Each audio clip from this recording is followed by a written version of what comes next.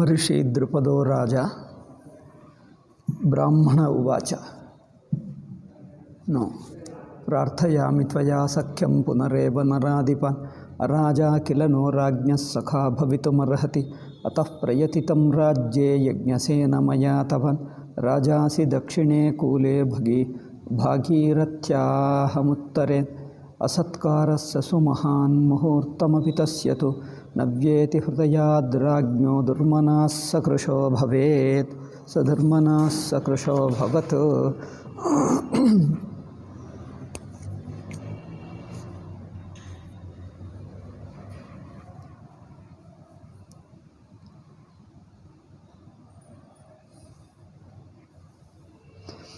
ಇದರಿಂದ ಈ ದೃಪದ ದ್ರೋಣಾಚಾರ್ಯ ದೃಪದನಿಗೆ ಮಾಡಿರುವುದು ಮಹಾ ಅಪಮಾನ. ಇಲ್ಲಿ ನೋಡ್ತಾಳೆ ಬ್ರಾಹ್ಮಣ ಉವಾಚ ಅಸತ್ಕಾರ ಸುಮಹಃ. ಇದು ಭಯಂಕರವಾದ ಅಪಮಾನ. ಮುಹೂರ್ತಮಪಿ ತಸ್ಯ ತು ನವ್ಯೇತಿ ಹೃದಯಾತ್ ರಾಜ್ಞಃ ದುರ್ಮನಃ ಸಕೃಶೋ ಭವತು. ಈ ದ್ರೋಣಾಚಾರ್ಯರು ಮಾಡಿರುವ ಅಪಮಾನ ಅವರ ದೃಪದನ ಹೃದಯದಿಂದ ಹೋಗುತ್ತಾನೇ ಇಲ್ಲ, ಮರೆಯಕ್ಕಾಗ್ತಾ ಇಲ್ಲ. ಅಷ್ಟು ಭಯಂಕರ ಅಪಮಾನವಾಗಿ ಹೃದಯಕ್ಕೆ ನೋವಾಗುತ್ತಿದ್ದಂತೆ. ಆದ್ದರಿಂದ ನವ್ಯೇತಿ ಹೃದಯಾತ್ ರಾಜ್ಞಃ ದುರ್ಮನ. ಅದರಿಂದ ಮನಸ್ಸೆಲ್ಲ ವಿಕಾರವಾಗಿ, ವಿಕಾರ ಅಂದರೆ ಏನು ಹೇಳ್ತಾರೆ, ಬೇಜಾರಾಗಿ, ಭಯಂಕರ ಬೇಜಾರಾಗಿ ಕೊನೆಗೂ ಸಕೃಶೋ ಅಭವತ್, ತುಂಬ ತೆಳ್ಳಗೆ ಆಗಿಬಿಟ್ಟನಂತೆ. ಏಕೆಂದರೆ ಇದು ದ್ರೋಣಾಚಾರ್ಯ ಮಾಡಿದ್ದು ನಿಜವಾದ ದೊಡ್ಡದೇ. ಅದು ನಾನು ಹಿಂದೆಯೇ ಹೇಳಿದ್ದೆ. ದ್ರೋಣಾಚಾರ್ಯ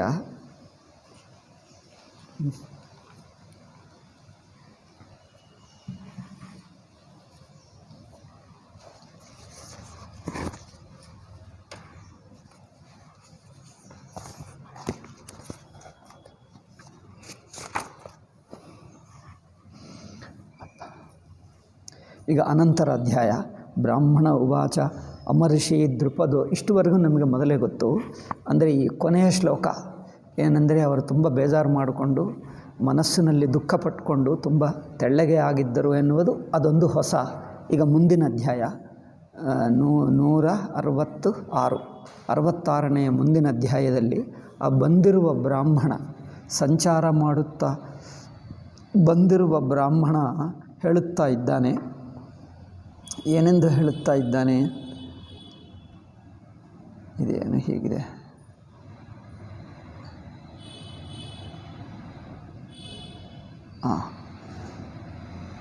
ಏನು ಹೇಳುತ್ತಾ ಇದ್ದಾನೆ ಅಂದರೆ ಅಮರ್ಷಿ ದೃಪದೋ ರಾಜ ಕರ್ಮ ಸಿದ್ಧಾನ್ ದ್ವಿಜರ್ಷಭಾನ್ ಅನ್ವಿಚ್ಛನ್ ಪರಿಚಕ್ರಾಮ ಬ್ರಾಹ್ಮಣ ವಸತಾನ್ ಬಹೂನ್. ಅದು ಮನಸ್ಸಿನಲ್ಲಿ ಎಷ್ಟು ದುಃಖ ಆಗುತ್ತಾ ಇದೆ ಅಂದರೆ ಅದು ತಡ್ಕೊಳ್ಳಕ್ಕಾಗಲ್ಲ.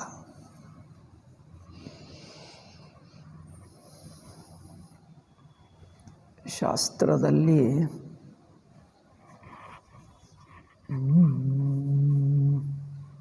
ಭಯಂಕರವಾಗಿ ಅಪಮಾನಕ್ಕೆ ಒಳಗಾಗಿ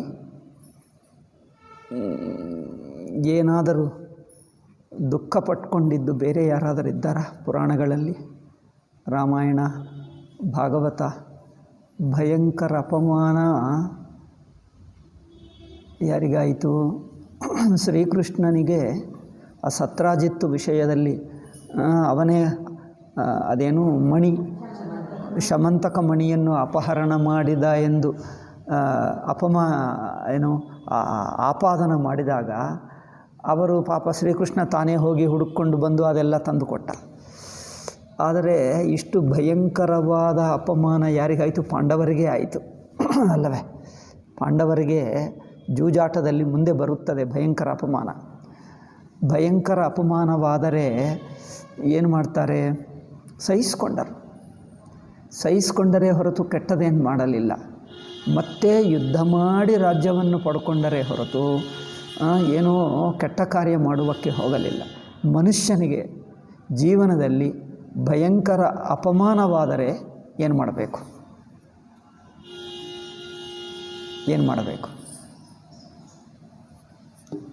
ಯೋಚನೆ ಇರಬೇಕಲ್ಲವೇ? ಎಷ್ಟು ಬಗೆ ಪುರಾಣಗಳಲ್ಲಿ ಎಷ್ಟೆಷ್ಟು ಸಂದರ್ಭಗಳು ಬಂದಿವೆ ಭಯಂಕರ ಅಪಮಾನ ಆಗಿದ್ದು. ಅಪಮಾನದಲ್ಲಿ ಎರಡು ಇರುತ್ತವೆ.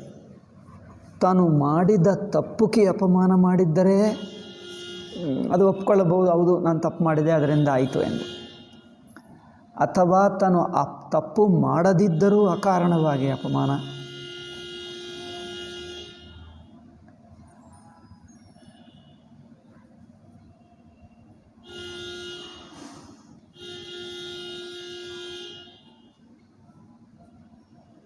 ಅಥವಾ ತಾನು ಮಾಡಿದ್ದ ತಪ್ಪು ಸಣ್ಣದು, ಅಪಮಾನ ಮಾತ್ರ ದೊಡ್ಡದು. ಇಂಥದ್ದು ಮಾಡಿದ್ದರೆ ಅದಕ್ಕೆ ಏನಾಗಬೇಕು? ಅಂಥ ಸಂದರ್ಭದಲ್ಲಿ ಬೇರೆ ರಾಮಾಯಣದಲ್ಲಿ ಎಲ್ಲಿಯಾದರೂ ಆಯಿತಾ? ರಾಮಾಯಣದಲ್ಲಿ ಎಲ್ಲಿ ಆಗಲಿಲ್ಲ.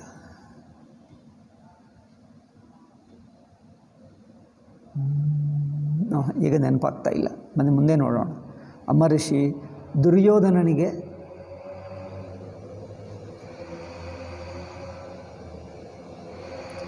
ಮಯಸಭ ನೋಡಿದಾಗ ಅಪಮಾನವಾಯಿತು ಎಂದು ಹೇಳ್ತಾರೆ.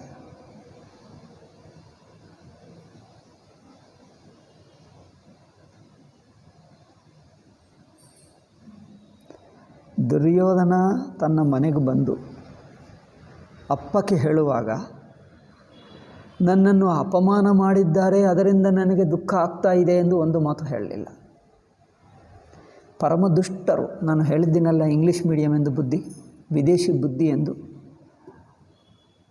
ಪಾಂಡವರನ್ನು ಕೆಟ್ಟವರೆಂದು ಹೇಳಬೇಕು, ದುರ್ಯೋಧನ ತಪ್ಪೆಲ್ಲ ಮುಚ್ಚಬೇಕು.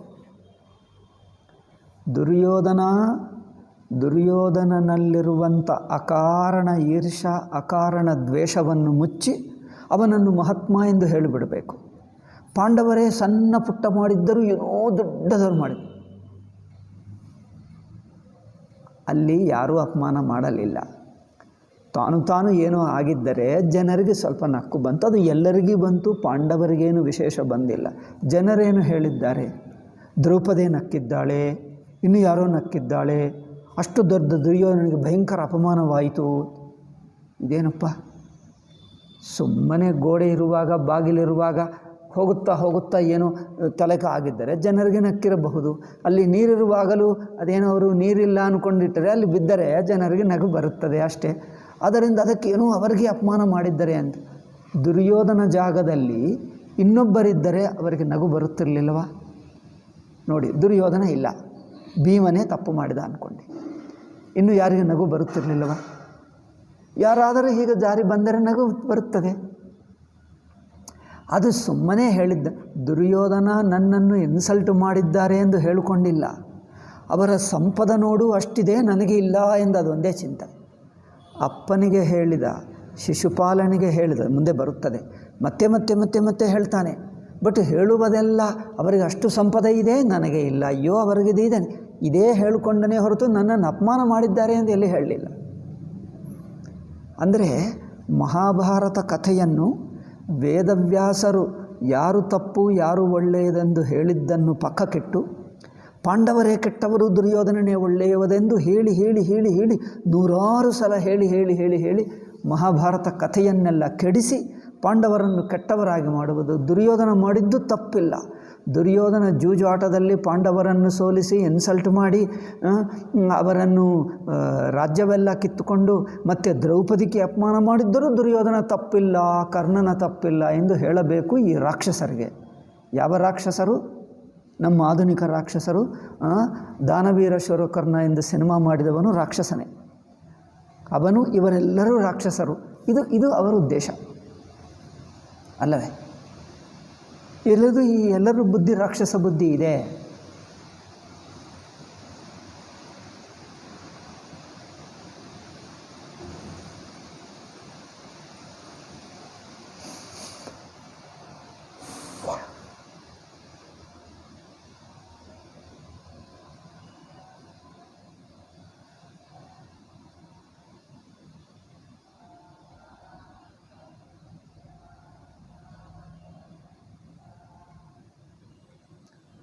ಏಕೆಂದರೆ ಅಲ್ಲಿ ಸಂದರ್ಭಕ್ಕೆ ವಿರುದ್ಧ. ಆಯಿತು, ಜನರಿಗೆ ಅಪಮಾನಗಳು ಅಕಾರಣವಾಗಿ ಆಗಿದ್ದರೆ ಏನು ಮಾಡ್ತಾರೆ? ದುರ್ಯೋಧನನಿಗೆ ಆಯಿತು ಒಂದು ಸಲ. ಎಲ್ಲಿ?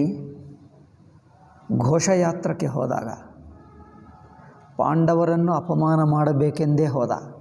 ಅಲ್ಲಿ ನೋಡಿ, ಇದು ನೋಡಿ, ಪಾಂಡವರಿಗೆ ಅಪಮಾನವಾಗಬೇಕು, ಅವರು ಬಡತನದಲ್ಲಿ ಕಾಡಿನಲ್ಲಿದ್ದಾರೆ, ರಾಜ್ಯವನ್ನೆಲ್ಲ ಕಲ್ಕೊಂಡು ನಾವಿಷ್ಟು ವೈಭವದಿಂದ ಸುಖವಾಗಿದ್ದೇವೆ ಎಂದು ತೋರಿಸಿದ್ದರೆ ನಮ್ಮನ್ನು ನೋಡಿಕೊಂಡಿನ್ನವರು ಅಳುತ್ತಾ ಇರುತ್ತಾರೆ, ಅವರಿಗಿನ್ನೂ ದುಃಖ ಹೆಚ್ಚಾಗ್ತದೆ, ಅದು ಆಗಲಿ ಎಂದು ಹೋದ.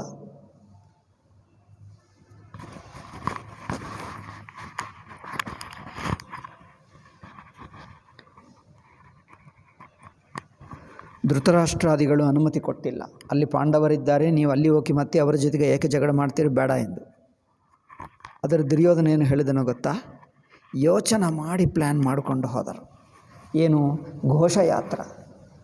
ತಮ್ಮ ಹಸುಗಳು ಎಲ್ಲ ಇವೆ ಅಲ್ಲಿ ಕಾಡಿನಲ್ಲಿ, ಅವು ಹೇಗಿದೆ, ನಮ್ಮ ಸೇವಕರು ಚೆನ್ನಾಗಿ ನೋಡ್ತಾ ಇದ್ದಾರಾ, ನಮ್ಮ ಹಸುಗಳು ಹೇಗಿವೆ ನೋಡೋಣ, ಅದಕ್ಕೋಸ್ಕರ ನೋಡಿ ಬರ್ತೀವಿ, ಅದಕ್ಕೋಸ್ಕರ ಹೋಗ್ತೀವಿ ಎಂದು ಆ ನೆಪದಿಂದ ಅಲ್ಲಿಗೆ ಹೋದರು. ಇವರ ಅನುಮತಿ ಕೊಡಲ್ಲವಲ್ಲ. ನೋಡಿ ದುಷ್ಟ ಬುದ್ಧಿ ನೋಡಿ. ಅಲ್ಲಿ ಹೋಗಿ ಪಾಂಡವರ ಅಲ್ಲಿರುವಾಗ ಪಕ್ಕದಲ್ಲೇ ಇದ್ದು ನೋಡಿದರೆ ಅಲ್ಲಿ ಅವ್ರಿಗೆ ಗೊತ್ತಾಗಲಿ ಎಂದು. ಅಲ್ಲಿ ಹೋದರೆ ಅಲ್ಲಿ ಒಂದು ನದಿಯಲ್ಲಿ ಸ್ನಾನ ಮಾಡೋಣ ಎಂದು ಬುದ್ಧಿ ಹುಟ್ಟಿತು. ಸ್ನಾನ ಮಾಡುವುದಕ್ಕೆ ಹೊರಟಿದ್ದಾರೆ. ಅಷ್ಟರಲ್ಲಿ ಗಂಧರ್ವರು ಬಂದರೆ ಏನಾಯಿತು? ಅವರಿಗಿವರಿಗೂ ಮಧ್ಯೆ ಜಗಳ ನಡೆಯಿತು. ಜಗಳ ಬಂದು ಮಾಡಿದರೆ ದುರ್ಯೋಧನಕ್ಕೆ ಪೌರುಷ ಬಂತು, ಹೌದು ನಾನಿನ್ನು ಯುದ್ಧ ಮಾಡ್ತೀನಿ ಎಂದು. ಯುದ್ಧ ಮಾಡಿದರೆ ಗಂಧರ್ವರು ದುರ್ಯೋಧನನ್ನು ಸೋಲಿಸಿ ಹಗ್ಗದಿಂದ ಕಟ್ಟಿ ರಥದಲ್ಲಿ ಹಾಕಿ ತಗೊಂಡು ಹೋಗ್ತಾ ಇದ್ದಾರೆ. ಕರ್ಣ ಓಡಿ ಹೋದ ಯುದ್ಧಕ್ಕೆ. ಗಂಧರ್ವರ ಜೊತೆಗೆ ಯುದ್ಧ ಮಾಡೋಕ್ಕಾಗದೆ ಓಡಿ ಹೋದ ಕರ್ಣ, ಎಲ್ಲೋ ತಪ್ಪಿಸ್ಕೊಂಡು ಹೋದ. ಕರ್ಣ ನನ್ನ ಪ್ರಾಣಮಿತ್ರ ಹೇಳ್ತಾರೆ ಜನರು, ಹೇಳ್ತಾರೆ ಕರ್ಣ ಅಂದರೆ ದುರ್ಯೋಧನನಿಗೆ ಪ್ರಾಣವನ್ನು ಕೊಡ್ತಾನಂತೆ, ಅಂಥ ಪ್ರಾಣಮಿತ್ರ ಅಂದೆ. ಮರಿ ಇವರನ್ನು ಕಟ್ಟು ಹಾಕಿ ಪ್ರಾಣ ಹೋಗುತ್ತಾ ಇದೆ, ಅವನು ಓಡಿ ಹೋದ. ಅವನು ಪ್ರಾಣಮಿತ್ರ ನೋಡಿ. ಈಗ ಇದೇ ಇಂಗ್ಲೀಷ್ ಮೀಡಿಯಂ ಬುದ್ಧಿಯವರು, ಆಧುನಿಕ ಬುದ್ಧಿಯವರು ಹೇಳಿದನಲ್ಲ, ಪಾಂಡವರನ್ನು ಕೆಟ್ಟವರು ತೋರಿಸಬೇಕು, ಕರ್ಣನು ಮಹನೀಯರೆಂದು ತೋರಿಸಬೇಕು. ಇಲ್ಲಿ ಕರ್ಣಂದು ದ್ರೋಹ ಬುದ್ಧಿ ಕಂಡು ಬರ್ತಾ ಇಲ್ಲ. ಅಲ್ಲ, ಕರ್ಣ ಮಹಾತ್ಮ, ದೊಡ್ಡ ಮಹಾತ್ಮ ಅಂತೆ. ಕರ್ಣನಷ್ಟು ಸಮಾನ ಇಡೀ ಮಹಾಭಾರತದಲ್ಲಿ ಯಾರಿಲ್ಲ ಅಂತೆ. ಅಸಲು ಇಡೀ ಮಹಾಭಾರತದಲ್ಲಿರುವ ಮಹಾತ್ಮ ಅಂದರೆ ಕರ್ಣನೇ ಗೊತ್ತಾ? ಕರ್ಣನಿಲ್ಲದ ಮಹಾಭಾರತವಿಲ್ಲ. ತೆಲುಗಿನಲ್ಲಿ ಒಂದು ಗಾದೆ ಮಾಡಿಬಿಟ್ಟರು ತೆಲುಗು ಮೂರ್ಖರು. ಕರ್ಣನಿಲ್ಲದ ಮಹಾಭಾರತವಿಲ್ಲ, ಕರ್ಣುಳ್ಳೇನಿ ಭಾರತನ್ಲೇದು. ಏಕೆ? ಕರ್ಣ ಅಂತ ದೊಡ್ಡ ಮಹಾತ್ಮ ಅಂತೆ. ಈ ದಾನವೀರ ಶೂರಕರ್ಣ ಮಾಡಿದ ಬುದ್ಧಿ, ಅದೇ ಬುದ್ಧಿನಿಂದ ಇದು ಹೇಳಿದ ಮಾತು. ವ್ಯಾಸ ಎಲ್ಲಿ ಹೇಳಿದನ ಕರ್ಣ ಇಲ್ಲದಿದ್ದರೆ ಮಹಾಭಾರತ ಇಲ್ಲ? ಮರಿ ಏನಿ ಬುದ್ಧಿ? ಏನಿಲ್ಲ, ದುಷ್ಟ ಬುದ್ಧಿ. ಹಿಂದೂ ದ್ರೋಹ ಬುದ್ಧಿ ಎಷ್ಟು ಬೆಳೆದಿದೆ ಹಿಂದೂಗಳಲ್ಲಿ ಅಂದರೆ ಭಯಂಕರ ನೀಚ ಬುದ್ಧಿ. ಹಿಂದೂಗಳಲ್ಲಿ ದೊಡ್ಡ ಮಹಾತ್ಮರಿಗೆ ಪಾಂಡವರಿಗೆ ಕಳಂಕ, ಪಾಂಡವರ ನಾಮಸ್ಮರಣನೇ ಪುಣ್ಯ ಎಂದು ಹೇಳುತ್ತದೆ. ಧರ್ಮೋ ವಿವರ್ಧತೆ ಯುಧಿಷ್ಠರ ಕೀರ್ತನೇನ. ಶ್ಲೋಕ ಕೇಳಿದ್ದೀರಾ? ಎಲ್ಲಿದೆ ಇದು? ಪಾಂಡವಗೀತಾ ಅನಿಸ್ತದೆ. ಪಾಂಡವಗೀತಾ ಯಾರೋ ಮಹಾರಾಷ್ಟ್ರೀಯ ಪಂಡಿತರು ಬರೆದಿದ್ದಾರೆ. ನಿತ್ಯ ಪ್ರಾತಸ್ಮರಣ ಸ್ತೋತ್ರದಲ್ಲಿ ಈ ಕೆಲವು ಶ್ಲೋಕಗಳಿವೆ. ಧರ್ಮೋ ವಿವರ್ಧತೆ ಯುಧಿಷ್ಠಿರ ಕೀರ್ತನ. ನಾನು ಹೇಳಿದ್ದೀನ ಹೇಳಲಿಲ್ಲ ಎಲ್ಲ. ಧರ್ಮೋ ವಿವರ್ಧತೆ ಯುಧಿಷ್ಠಿರ ಕೀರ್ತನೇನ ಅಥವಾ ಶ್ಲೋಕ ನಾನು ಮರ್ತು ಹೋದೆ. ಮಿಕ್ಕ ಶ್ಲೋಕ ನಾನು ಅಲ್ಲಿಂದ ಸ್ವಾಮೀಜಿ ಯಾರೋ ನಮ್ಮ ನರಸಿಂಹಮೂರ್ತಿಗಳು ಪ್ರಿಂಟ್ ಮಾಡಿದ್ದಾರೆ ಆ ಪುಸ್ತಕದಲ್ಲಿ, ನಾನು ಓದಿ ನಾಳೆ ಹೇಳ್ತೀನಿ. ಧರ್ಮರಾಜನ ಸ್ಮರಣದಿಂದ ಧರ್ಮಬುದ್ಧಿ ಬೆಳೆಯುತ್ತದೆ, ಗಟ್ಟಿಯಾಗುತ್ತದೆ ನಮ್ಮಲ್ಲಿ. ಭೀಮನನ್ನು ಸ್ಮರಣದಿಂದ ಏನಾಗುತ್ತದೆ? ಅರ್ಜುನ ಸ್ಮರಣದಿಂದ ಏನಾಗುತ್ತದೆ? ಆ ನಕುಲ ಸಹದೇವರ ಸ್ಮರಣೆ, ಪಾಂಡವರ ಸ್ಮರಣನೇ ನಿತ್ಯ ಪ್ರಾತಸ್ಮರಣ ಪುಣ್ಯ ಎಂದು ಶಾಸ್ತ್ರ ಹೇಳ್ತಾ ಇದೆ. ಅಂಥ ಪಾಂಡವರನ್ನು ಕೆಡಿಸಿ ಕೆಟ್ಟವರನ್ನಾಗಿ ಬರೆಯುವವನು ಈ ಪಾಪಾತ್ಮರನ್ನು ಏನು ಹೇಳಬೇಕು? ದುರ್ಯೋಧನಗಿಂತ 4 ಪಟ್ಟು ಪಾಪಾತ್ಮರು ಈ ದಾನವೀರ ಶೂರಕರ್ಣ ಸಿನಿಮಾ ತೆಗೆದವರು. ದುರ್ಯೋಧನಗಿಂತ 4 ಪಟ್ಟು ಪಾಪಾತ್ಮರು, ದುಷ್ಟರು, ಭಯಂಕರ ದುಷ್ಟರು, ನೀಚ ಫೆಲ್ಲೋಸ್. ಅವರ ಹೆಸರು ನೆನಪಿಸಿಕೊಂಡರೆ ಪಾಪ ಬರುತ್ತದೆ. ಪಾಂಡವರು ಏನು ಅನ್ಯಾಯ ಮಾಡಿದ್ದಾರಪ್ಪ ಹೇಳಿ? ಎಲ್ಲಿಯಾದರೂ ಯಾರಿಗಾದರೂ ಅನ್ಯಾಯ ಮಾಡಿದ್ದಾರೆ? ಇವನಿಗೆ ಮಾಡಿದ್ದಾನ? ಅಲ್ಲಿ ನೋಡಿ, ಅವರ ಧರ್ಮನಿಷ್ಠ ಇದ್ದರು. ಎಷ್ಟು ಅಪಮಾನಗಳನ್ನು ಸಹಿಸಿಕೊಂಡು ಧರ್ಮದಲ್ಲಿ ನಿಂತಿದ್ದರೂ ಅವರು ಕೆಟ್ಟವರಂತೆ. ಈ ದುರ್ಯೋಧನ ಇಷ್ಟು ಮಾಡುತ್ತಿದ್ದರೆ ಇವನು ಒಳ್ಳೆಯವನಂತೆ. ಇವರು ತಪ್ಪಿಲ್ಲ ಅಂತೆ, ಪಾಂಡವರ ತಪ್ಪಿನಿಂದಲೇ ಅವರು ಹಾಗೆ ಮಾಡಬೇಕಾಯಿತಂತೆ, ಇಲ್ಲದಿದ್ದರೆ ಅವರು ಮಾಡುತ್ತಿಲ್ಲ ಇರಲಿಲ್ಲ, ಅವರು ಒಳ್ಳೆಯವನೇ ಅಂತೆ. ಅದು ನೋಡಿ ನೋಡಿ ಹೇಗಿದೆ ಬುದ್ಧಿ.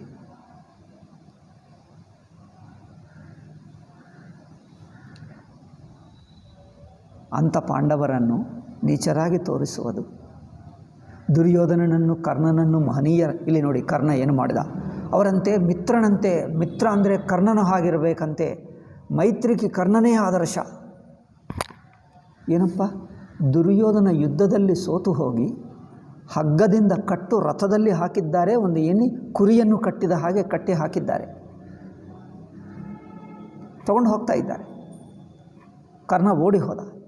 ಕರ್ಣ ಇನ್ನೊಂದು ಎರಡಲ್ಲಿ, ಕರ್ಣನ ಮೈತ್ರಿ, ಕರ್ಣನ ಪರಾಕ್ರಮ ಅಂತೆ, ಕರ್ಣನ ಸಮಾನ ಯಾರಿಲ್ಲ ಅಂತೆ. ಇಂದ್ರನು ಸೋತು ಹೋಗ್ತಾನಂತೆ, ಅರ್ಜುನನು ಸೋತು ಹೋಗ್ತಾನಂತೆ, ಕರ್ಣನ ಪರಾಕ್ರಮ ಅಷ್ಟು ದೊಡ್ಡದಂತೆ.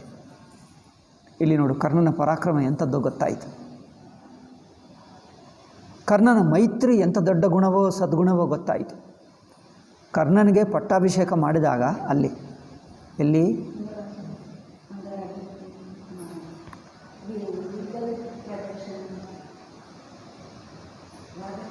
ಕುಮಾರ ಅಸ್ತ್ರವಿದ್ಯಾ ಪ್ರದರ್ಶನದಲ್ಲಿ ಸಂದರ್ಭದಲ್ಲಿ ಅವನಿಗೆ ಪಟ್ಟಾಭಿಷೇಕ ಮಾಡಿದಾಗ ನಿನಗೆ ಏನು ಬೇಕು ಅಂದೆ, ಮೈತ್ರಿ ಬೇಕು ಅಂದೆ. ಅವರು ಹೇಳ್ತಾರೆ, ಆಹಾ ಆಹಾ, ಕರ್ಣ ದುರ್ಯೋಧನ ಮೈತ್ರಿ ಇಡೀ ಮಹಾಭಾರತಕ್ಕೆ ಆದರ್ಶ.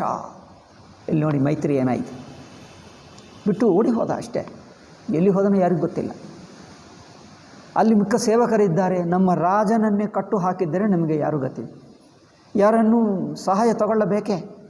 ಆವಾಗ ಅಲ್ಲೇ ಪಕ್ಕಕ್ಕೆ ಪಾಂಡವರಿದ್ದಾರೆ ಗೊತ್ತಾಯಿತು. ಅಲ್ಲಿ ಹೋಗಿ ಧರ್ಮರಾಜನನ್ನು ಬೇಡಿಕೊಂಡರೂ, ಈಗ ನಮ್ಮ ಗತಿ ಹೀಗಾಯಿತು, ದಯವಿಟ್ಟು ರಕ್ಷಿಸಿ. ಧರ್ಮರಾಜ ತಕ್ಷಣನನ್ನೇ ಕರೆದ. ಏನು ಹೇಳಿದ, ಭೀಮ ಅರ್ಜುನ ಹೋಗು ಎಂದು ಹೇಳಿದ. ಭೀಮ ಹೇಳ್ತಾನೆ, ಹೋಗಲ್ಲ, ಒಳ್ಳೆಯದಾಯಿತು, ಹಾಗೇ ಆಗಲಿ. ಭೀಮ ಹೇಳ್ದ, ಒಳ್ಳೆಯದಾಯಿತು, ನಾನು ಹೋಗಲ್ಲ. ಅರ್ಜುನ ಹೋದ. ಅರ್ಜುನ ಹೋದಿ ಆ ಗಂಧರ್ವನನ್ನು ಸೋಲಿಸಿ ದುರ್ಯೋಧನನ್ನು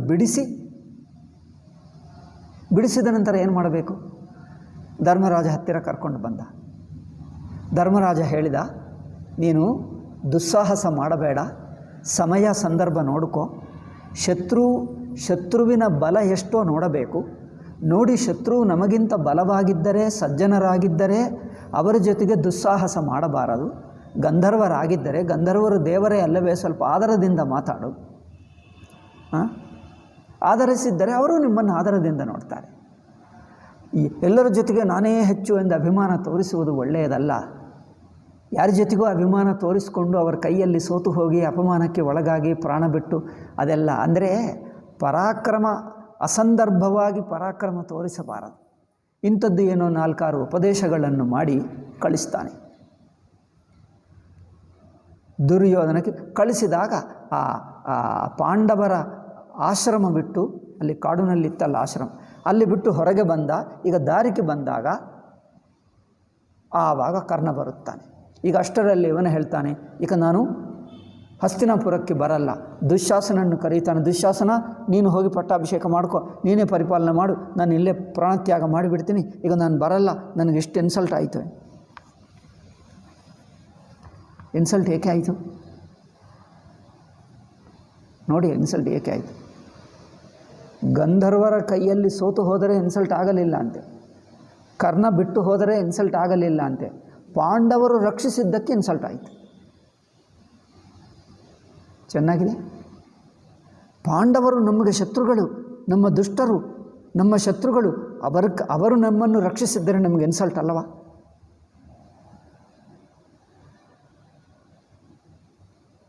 ಈಗ ನಾನು ಪ್ರಾಣ ಬಿಡ್ತೀನಿ ಅಂತ ಹೇಳಿದ. ದುಶ್ಯಾಸನ ಅಳುತ್ತಾನೆ, ಅಪ್ಪ ಅನ್ನ ನೀನು ಪ್ರಾಣ ಬಿಟ್ಟರೆ ನಾನು ಬಿಡ್ತೀನಿ. ಯಾಕೆ, ನೀವೇನಾದರೂ ಕೆಟ್ಟ ಕೆಲಸ ಮಾಡು ಅಂದರೆ ಮಾಡ್ತೀನಿ ಹೊರತು, ನೀವು ಹೋದರೆ ನಾನು ಮಾಡ್ತೀನಿ, ನಾನು ಮಾಡೋಕ್ಕಾಗಲ್ಲ. ನೀವು ಪ್ರಾಣ ಬಿಟ್ಟರೆ ನಾನು ಬಿಡ್ತೀನಿ, ನಾನು ಇಲ್ಲೇ ಇರ್ತೀನಿ, ನಾನು ಹಸ್ತಿನಾಪುರಕ್ಕೆ ಹೋಗಲ್ಲ, ನೀವು ಬಿಟ್ಟರೆ ನಾನು ಬಿಡ್ತೀನಿ ಅಂತ. ಆವಾಗ ಕರ್ಣ ಬರ್ತಾನೆ, ಪ್ರಾಣ ಸ್ನೇಹಿತರಲ್ಲವೇ, ಬಂದು ಏನು ಹೇಳ್ತಾನೋ ಗೊತ್ತಾ, ಅವರು ಪ್ರಾಣ ಹೋಗದಂತೆ ರಕ್ಷಣೆ ಮಾಡ್ತಾನೆ. ನೋಡು, ಪಾಂಡವರು ನಿಮ್ಮ ಸೇವಕರು ನಿಮಗೆ ಸೇವೆ ಮಾಡಿದ್ದಾರೆ, ತಪ್ಪೇನು? ಕೆಲಸಗಾರ ಬಂದು, ಯಾರೋ ಶತ್ರು ನಿಮ್ಮ ಮೇಲೆ ಬಂದರೆ ಕೆಲಸಗಾರ ನಿಮ್ಮನ್ನು ರಕ್ಷಣೆ ಮಾಡಿದ್ದರೆ ಕೆಲಸಗಾರರಿಗೆ ಪುಣ್ಯ ಬರುತ್ತದೆ, ಒಳ್ಳೆಯದಾಯಿತು. ಪಾಂಡವರು ನಿಮ್ಮ ಕೆಲಸಗಾರರು, ನಿಮ್ಮ ಸೇವಕರು, ನಿಮಗೆ ನೀವು ಯಜಮಾನ, ನೀವು ರಾಜ, ನಿಮಗೆ ಒಳ್ಳೆಯದಾಯಿತು. ಅದರಿಂದ ನೀವೇನು ಬೇಜಾರು ಮಾಡ್ಕೊಳ್ಳಬೇಡ, ಪ್ರಾಣ ಬಿಡಬೇಡ, ಬನ್ನಿ ಅಂತ ಹೋಗೋಣ, ನಾವೇ ಗೆದ್ದಿದ್ದೇವೆ ಬಾ ಎಂದು. ಅಬ್ಬಾ ಅಲ್ಲವೇ? ನಮ್ಮ ಗಾಂಧೀಜಿ ಮಾತಿದೆ. ಗಾಂಧೀಜಿ ಮಾತು ಹಾಗೆ ಏನು, ಭಾರತ ದೇಶವು ವಿಂಗಡವಾಗಿ ಪಾಕಿಸ್ತಾನ ಆಗಿಬಿಟ್ರೂ ಭಾರತ ದೇಶವೇ ಗೆದ್ದಿತು ಎಂದು ಹೇಳಿಬಿಟ್ಟು. ಅಯ್ಯೋ ರಾಮ, ಈ ಗೆಲುವು ಗೊತ್ತಿಲ್ಲ. ಅಹಿಂಸಾದಿಂದ ಭಾರತ ದೇಶವೇ ಗೆದ್ದಿತ್ತಂತೆ. ಜನರೇನು ಹೇಳ್ತದೆ ಕಾಂಗ್ರೆಸ್ ಪಾರ್ಟಿ ಗೊತ್ತಾ? ಅಹಿಂಸಾದಿಂದ ನಮ್ಮ ಸ್ವಾತಂತ್ರ್ಯ ಪಡ್ಕೊಂಡನಂತೆ. ಬರೀ ಪಾಕಿಸ್ತಾನಲ್ಲಿ 10 ಲಕ್ಷ ಜನರು ಸತ್ತು ಹೋದರು. 20 ಲಕ್ಷನ 20 ಲಕ್ಷ ಜನರು ಸತ್ತು ಹೋದರು ಭಯಂಕರವಾಗಿ. ಇದೇನು ಅಹಿಂಸೆ ಅಲ್ಲವಾ? ಅಹಿಂಸದಿಂದಲೇ ಸ್ವತಂತ್ರ ಬಂತಂತೆ. ಅಬ್ಬಾ, ಗಾಂಧೀಜಿಯನ್ನು ನೋಡಿ ಇಡೀ ಪ್ರಪಂಚ ಕಲ್ತುಕೊಳ್ಳಬೇಕಂತೆ. ಒಬ್ಬನೂ ಸಾಯದೆ, ಹಿಂಸೆ ಮಾಡದೆ ಗಾಂಧೀಜಿ ಅಹಿಂಸದಿಂದಲೇ ಸ್ವಾತಂತ್ರ್ಯ ಪಟ್ಕೊಂಡನಂತೆ. ಇಂಡಿಯಾ ಸ್ವತಂತ್ರವಾಯಿತು. ಪಾ ಚೆನ್ನಾಗಿದೆ ಅಲ್ಲವೇ? ಅಹಿಂಸದಿಂದಲೇ ಸ್ವಾತಂತ್ರ್ಯ ಬಂತಂತೆ. ಬರೀ 20 ಲಕ್ಷ ಯಾರಿಂದ ಸತ್ತು ಹೋದರು? 20 ಲಕ್ಷ ಏಕೆ ಸತ್ತು ಹೋದರು?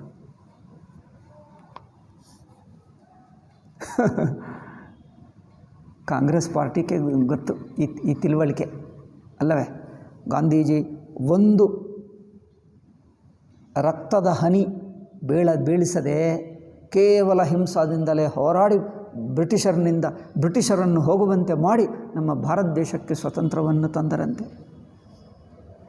ದೇಶ ವಿಭಜನೆ ಹಿಂಸೆ ಅಲ್ಲವಾ? ಅದು ಅಹಿಂಸವೇನಾ?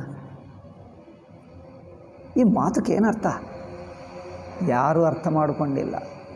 ಗಾಂಧೀಜಿ ಬದುಕಿರುವವರೆಗೂ ಕಾಂಗ್ರೆಸ್ ಪಾರ್ಟಿ ಆಹಾ ಇವ ಕರ್ಣನ ಹಾಗೆ, ದುರ್ಯೋಧನಿಗೆ ಮಾತ್ರ ಹಾಗೆ ಮಾತಾಡಿದ್ರು. ಆಹಾ ಗಾಂಧೀಜಿ ಮಾಡಿದ್ದೆಲ್ಲ ಗ್ರೇಟ್ ಅಂತ ಹೇಳಿದೆ.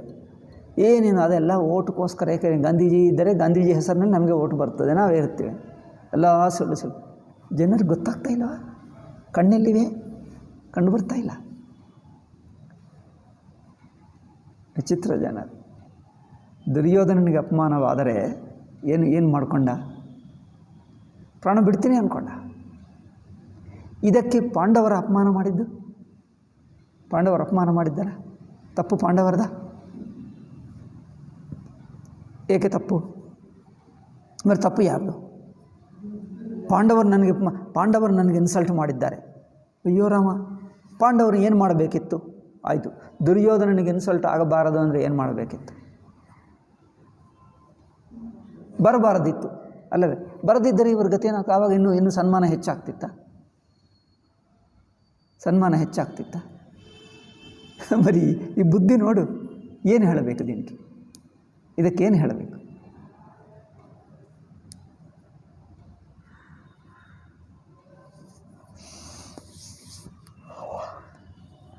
ಇದು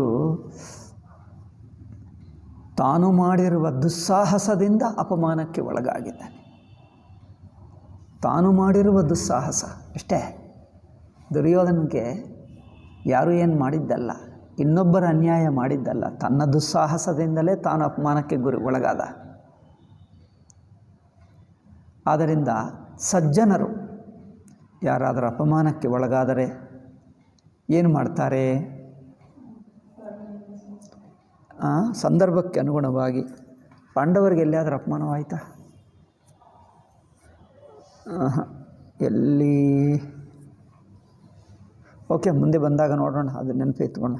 ಇದು ಒಂದು ಮಾತ್ರ ಬರಲಿ. ದ್ರೋಣನಿಂದ ಅಪಮಾನವಾದಾಗ, ಅಂದರೆ ದೃಪದನದು ಒಂದು ತಪ್ಪಿದೆ, ಒಂಚೂರು ಇದೆ, ಸ್ವಲ್ಪ ತಪ್ಪಿದೆ. ದ್ರೋಣ ಇಷ್ಟು ಮಾಡ್ತಾನ, ಇಷ್ಟುವರೆಗೂ ಹೋಗ್ತಾನ ಅಂದ್ಕೊಂಡ, ನಂಬಲಿಲ್ಲ. ಅವರ ಜೊತೆಗೆ ನನಗೇಕೆ ಮೈತ್ರಿ ಎಂದು ಬಿಟ್ಟುಬಿಟ್ಟ ಅಷ್ಟೇ. ಅದಕ್ಕೆ ದ್ರೋಣಾಚಾರ್ಯ ಹಾಗೆ ಒಂದು ಭಯಂಕರ ಹಾಗೆ ಇಟ್ಕೊಂಡದ್ದು, ದುರ್ಯೋಧನ ಬುದ್ಧಿ ಹಾಗೆ ಇಟ್ಕೊಂಡು ದೃಪದನನ್ನು ಕರೆದು ಅವರಿಗೆ ಹಾಗೆ ಮಾಡಿದ.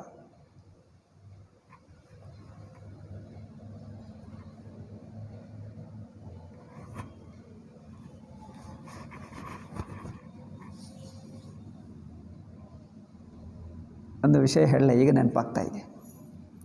ಒಬ್ಬ ಹುಡುಗಿ ಅಂದರೆ ಕಾಲೇಜು ಹುಡುಗಿ, ಹೈದರಾಬಾದ್ನಲ್ಲಿರುವಾಗ ಪ್ರವಚನ ಮಾಡ್ತಾ ವೇದಾಂತ ಪ್ರವಚನಕ್ಕೆ ಹೋದರೆ ಒಬ್ಬ ಹುಡುಗಿ ಬರುತ್ತಿತ್ತು. ಏನೋ ಒಂದು ದಿವಸ ಏನೋ ಸ್ವಲ್ಪ ಮಕ್ಕ ಬೇಜಾರಿತ್ತು. ಏನಾಯಿತು ನಿನಗೆ, ಚೆನ್ನಾಗಿದ್ದೀಯಾ? ಅವರು ಹೇಳಿದರು, ನನ್ನ ಸ್ನೇಹಿತರು ನನ್ನನ್ನು ಬಿಟ್ಟಳು. ನನ್ನ ಸ್ನೇಹಿತರು ಬಿಟ್ಟರೆ ಏನು, ಸ್ನೇಹಿತ ಅಂದರೆ ಕ್ಲಾಸ್ಮೇಟು, ಒಂದು ಫ್ರೆಂಡ್, ಒಂದೊಂದು ಹುಡುಗಿ ಇದ್ದಾಳೆ. ಅವಳು ಬರುತ್ತಿದ್ದರು ವೇದಾಂತ ಪಾಠ ಕೇಳುವುದಕ್ಕೆ. ಅವನು ಕಾಲೇಜ್ ಹುಡುಗಿ. ಕಾಲೇಜು ಮುಗಿಸಿ ಅವಳು ಏನೋ ಸಂಸ್ಕೃತ ಟೀಚರ್ ಆದಳು. ಇವಳು ಒಂದು ಲೆಕ್ಚರರೇ ಆದರು ಎಲ್ಲೋ.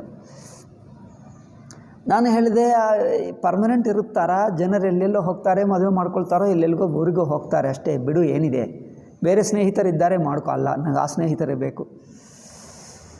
ಅವಳು ಹುಡುಗಿ ನನ್ನ ಮಾತಾಡಿಸ್ತಾ ಇಲ್ಲ. ಅವರು ಬೇರೆ ಬೇರೆ ಹೋಗ್ತಾ ಇದ್ದಾರೆ. ಯಾರಾದರೂ ಬಂದರು, ಅವರು ಇನ್ನೊಬ್ಬರು ಯಾರೋ ಫ್ರೆಂಡ್ ಸಿಕ್ಕಿದರಂತೆ, ಫ್ರೆಂಡ್ ಜೊತೆಗೆ ಹೋಗ್ತಾರೆ. ನಾನು ಕಂಡು ಬಂದರು, ಅಲ್ಲಿ ಪಕ್ಕದಿಂದಲೇ ನೋಡಿ ಹೋಗ್ತಾಳೆ ಹೊರತು ನನ್ನನ್ನು ಅಷ್ಟು ಮಾತಾಡಿಸ್ತಾರೆ ಅಷ್ಟೇ ಹೊರತು ಫ್ರೆಂಡ್ ಆಗಿರಲ್ಲ. ಅದು ದೊಡ್ಡ ವಿಷಯವೇನಾ? ಇದಕ್ಕೆ ಬೇಜಾರಂತೆ. ಈಗ ದ್ರೋಣನ ಬುದ್ಧಿ ಆಗಿದೆ. ನಾನು ಚಿಕ್ಕನಾಗಿರುವಾಗ ನಾನು ಸ್ನೇಹಿತರಾಗಿದ್ದೇವೆ, ನನ್ನನ್ನು ಏಕೆ ಮಾತಾಡಿಸಲಿಲ್ಲ? ಚಿಕ್ಕನಾಗಿರುವಾಗ ಹೇಗಿರುತ್ತದೋ ಬೆಳೆದ ನಂತರ ಹಾಗೇ ಇರ್ತಾರಾ?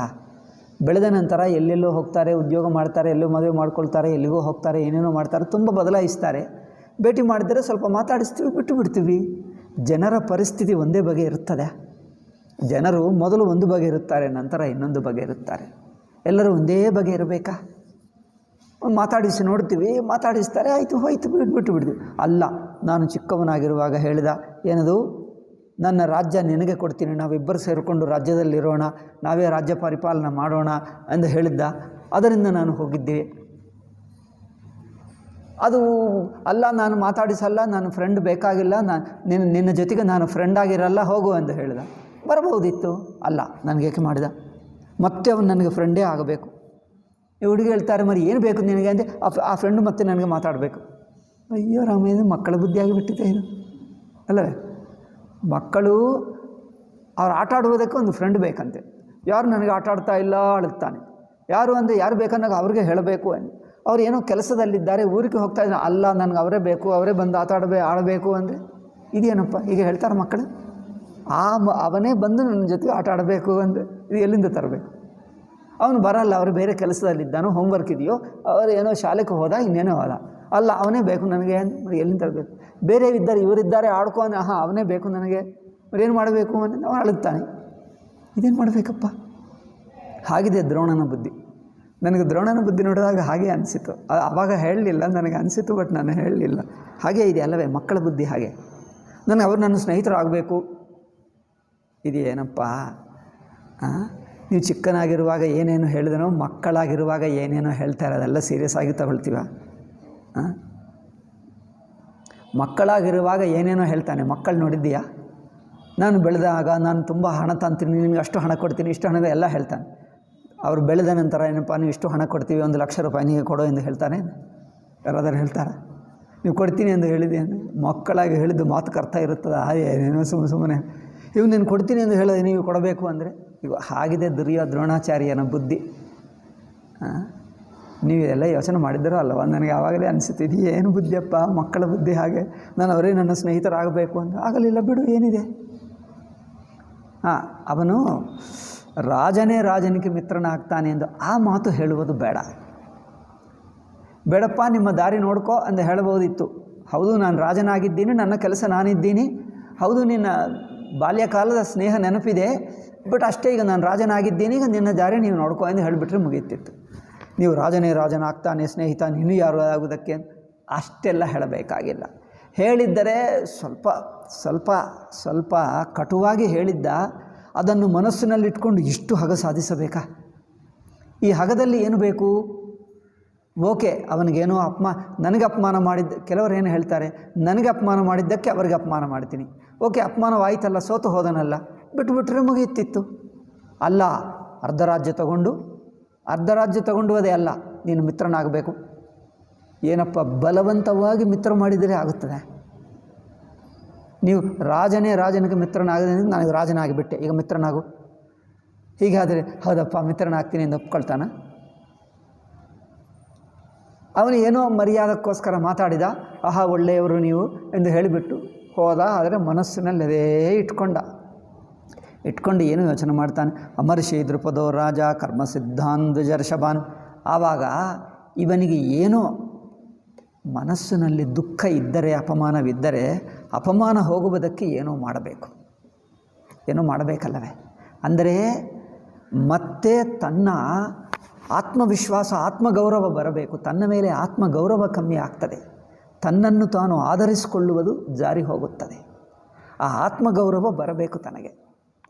ಏಕೆಂದರೆ ಇನ್ನೊಬ್ಬರ ಇನ್ಸಲ್ಟಿನಿಂದ ಅವರು ಮಾಡಿದ್ದ ಇನ್ಸಲ್ಟ್ಗಿಂತ ನೋಡಿ, ಇನ್ನೊಬ್ಬರು ಮಾಡಿದರೆ ಇನ್ಸಲ್ಟ್ ಮಾಡಲಿ, ಅವರು ಮಾಡಿದ್ದು ನಾನು ತಗೊಂಡು ಬಿಟ್ಟು, ಹೌದು ನಾನು ಕಮ್ಮಿ ಆಗಿಬಿಟ್ಟೆ, ಕಮ್ಮಿ ಏನು ಹೇಳ್ತಾರ, ತಗ್ಗಿದೆ, ನನಗೂ ಕಮ್ಮಿ ಆಗಿಬಿಟ್ಟೆ ಅನಿಸಿದ್ದರೆ ಅದು ಮಾತ್ರ, ನನಗೆ ಅನಿಸಿದ್ದರೆ ಮಾತ್ರ ಕಷ್ಟ. ಈಗ ಮತ್ತೆ ಅದೀಗ ಆ ಕಮ್ಮಿ ಆಗಿದ್ದು ಮತ್ತೆ ಆಧಾರ ಬರಬೇಕು. ಕೆಲವರು ಎರಡು ಬಗೆ ಇರ್ತಾರೆ ನೋಡಿ. ಕೆಲವರಿಗೆ ಹೇಳ್ತೀವಿ, ಅವರು ಹೇಳಿದ್ದರೆ ಹೇಳಲೇ ಅಪ್ಪ, ನೀನೇನು ಬೇಜಾರು ಮಾಡ್ಕೊಳ್ಳಬೇಡ ಅಂದರೆ, ಎಷ್ಟು ಹೇಳಿದೆ, ನನ್ನನ್ನು ಹೇಳಿದ, ನಾನು ಹೇಳ್ತೀನಿ, ಅವನು ಹೇಳಿದ್ದಲ್ಲ ಪಾಯಿಂಟು. ಅವರು ಹೇಳಿದ್ದನ್ನು ನೀವು ತಗೊಂಡು ಬಿಟ್ಟು ಅದು ನಿಜ ಅಂದ್ಕೊಂಡು ನಿನ್ನನ್ನು ನೀವು ಕಮ್ಮಿ ಮಾಡ್ಕೊಂಡಿದ್ದೆ, ಅದು ನಿನಗೆ ದುಃಖ. ಅವರು ಹೇಳಿದ್ದು ದುಃಖ ಅಲ್ಲ, ಹೇಳಿದ್ದು ಹೇಳ್ಕೊಳ್ಳಲಿ. ಅವರು ಏನು ಹೇಳಿದ್ದರೂ ಹೇಳಲಿ, ನಾನೇನು ಕಮ್ಮಿ ಆಗಲ್ಲ ಅವರು ಹೇಳಿದ ಮಾತ್ರದಿಂದ, ನಾನು ಸರಿಯಾಗೇ ಇದ್ದೇನೆ. ನೀವು ಧೈರ್ಯವಾಗಿದ್ದರೆ, ಆತ್ಮಗೌರವ ಇಟ್ಕೊಂಡರೆ ನೀವು ಜಾರಲ್ಲ. ಅವರು ಹೇಳಿದ್ದನ್ನು ನಿಮ್ಮ ಮನಸ್ಸು ಹತ್ತಿಸ್ಕೊಂಡು, ಅವನು ಹೇಳುವುದರಿಂದ ನಾನು ಕಮ್ಮಿ ಆಗಿಬಿಟ್ಟೆ, ಅವರು ಹೇಳುವುದರಿಂದ ಕಮ್ಮಿ ಆಗ್ತೀಯಾ?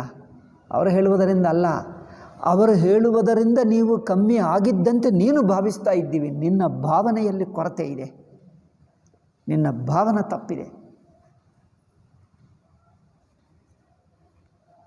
ಕೆಲವರು ನೋಡು ಧೈರ್ಯದಿಂದ ಇರುತ್ತಾರೆ, ಏನೇನೋ ಮಾತಾಡ್ತಾರೆ, ಏನೋ ಅವರು ಮೂರ್ಖ ಹೇಳ್ತಾರೆ. ಅವ್ರು ಹೇಳ್ತಾರೆ, ನಾನೇನು ಮೂರ್ಖ ಅಲ್ಲ, ನನಗೆ ಮಹಾ ತಿಳುವಳಿಕೆ ಇದೆ, ನಿನಗಿಂತ ಹೆಚ್ಚೇ ಇದೆ ಅಂದು ಹೇಳಿಬಿಟ್ಟು ಧೈರ್ಯದಿಂದ ಇರುತ್ತೆ. ಅವ್ರು ಮೂರ್ಖ ಹೇಳಿದ್ರೆ ಅಂತ ನಾನು ಮೂರ್ಖ ಆಗಿಬಿಡ್ತೀನಿ ಏನು, ನಾನೇನು ಆಗಲ್ಲ ಅಂದರೆ ತನ್ನ ಮೇಲೆ ತನಗೆ ಆತ್ಮವಿಶ್ವಾಸ, ಧೈರ್ಯ ಇರುವವರು ಇನ್ನೊಬ್ಬರು ಹೇಳಿದ್ದರೆ ಏನು ಬೇಜಾರು ಮಾಡ್ಕೊಳ್ಳಲ್ಲ. ಆ ಧೈರ್ಯ ಬೇಕು. ಇದನ್ನು ಏನು ಹೇಳ್ತಾರೆ?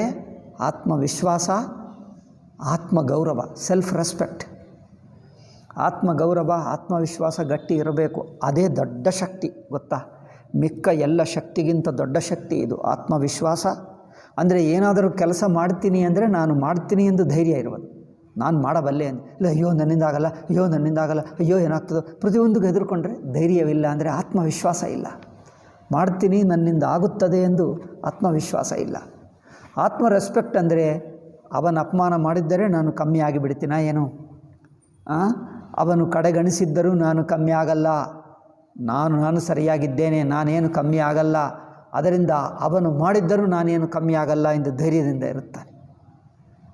ಇನ್ನೊಬ್ಬರು ಹೇಳಿಬಿಟ್ರೆ ಸಾಕು, ನಾನು ಕಮ್ಮಿ ಆಗಿಬಿಡ್ತೀನ ಏನು, ಅವ್ರು ಹೇಳಿದ್ದರೂ ನಾನಾಗಲ್ಲ, ನಾನು ಸರಿಯಾಗೇ ಇದ್ದೀನಿ, ನಾನು ಏನು ಮಾಡಿದ್ದೀನೋ ನನಗೆ ಗೊತ್ತು. ಈ ಧೈರ್ಯ ಇರಬೇಕು. ಇದನ್ನು ಆತ್ಮಗೌರವ ಹೇಳ್ತೀವಿ. ಆತ್ಮಗೌರವ, ಆತ್ಮವಿಶ್ವಾಸ ಇರುವವರು ಇನ್ನೊಬ್ಬರು ಮಾತಿಗೆ ನನ್ನನ್ನು ಕಡೆಗಣಿಸುವುದರಿಂದ ನಾನು ಕಮ್ಮಿ ಆಗಿಬಿಟ್ಟೆ ಎಂದು ಭಾವಿಸಬೇಡ. ಅದು ಆ ಧೈರ್ಯ, ಆ ಶಕ್ತಿ ಬೇಕು. ಅದು ಇರುವವರು ಇನ್ನೊಬ್ಬರು ಮಾಡಿರುವ ಅಪಮಾನಕ್ಕೆ ಅಪಮಾನ ಆಗಲ್ಲ, ಧೈರ್ಯವೇ ಇರುತ್ತದೆ. ಅವರ ಮನಸ್ಸು ಏನು ಹೇಳ್ತೀವಿ, ದುರ್ಮನ ಅಂದರೆ ಏನು ಹೇಳ್ತಾರಪ್ಪ ಕನ್ನಡದಲ್ಲಿ, ಏನು ಹೇಳ್ತಾರೋ ಗೊತ್ತಿಲ್ಲ. ಮನಸ್ಸು ವಿಕಾರ, ವಿಕಾರ ಅಂದರೆ ಸಂಸ್ಕೃತ ಮಾತಾಗುತ್ತದೆ. ದುರ್ಬಲನ, ದುರ್ಬಲ ಅಲ್ಲ, ದುರ್ಬಲ ಅಂದರೆ ಲ್ಯಾಕ್ ಆಫ್ ಕರೇಜ್ ಆಗುತ್ತದೆ. ಧೈರ್ಯವಿಲ್ಲದೆ ದುರ್ಬಲ ಹೇಳ್ತೀವಿ. ಕೆಟ್ಟ ಅಂದರೆ ದುರುದ್ದೇಶ, ಮೋಸ ಬುದ್ಧಿ ಇದ್ದರೆ, ದುರಹಂಕಾರ ಇದ್ದರೆ ಕೆಟ್ಟ ಹೇಳ್ತೀವಿ. ಇದು ಕೆಟ್ಟ ಅಲ್ಲ. ಮನಸ್ಸು ಕೆಟ್ಟು ಹೋಗುವುದಂದರೆ ಮಲಿನವಾಗುವುದು, ಕಲುಷಿತ ಅಲ್ಲ. ನೀವು ಕನ್ನಡ ಪದ ನಿಮಗೆ ಗೊತ್ತೇ ಇಲ್ಲ, ನೀವು ಕನ್ನಡಿಗರು ನಿಮಗೆ ಗೊತ್ತಿರಬೇಕು. ಆಯಿತು, ಅದು ನಿಮಗೆ ಬಿಡ್ತೀವಿ, ನನಗೇನೋ ಅದು ಕನ್ನಡ ಬರಲ್ಲ. ಏನಿವೆ ಅಮರ್ಷೋ ದ್ರುಪದೋ ರಾಜ ಕರ್ಮಸಿದ್ಧಾನ್ ವಿಜರ್ಷಭಾನ್.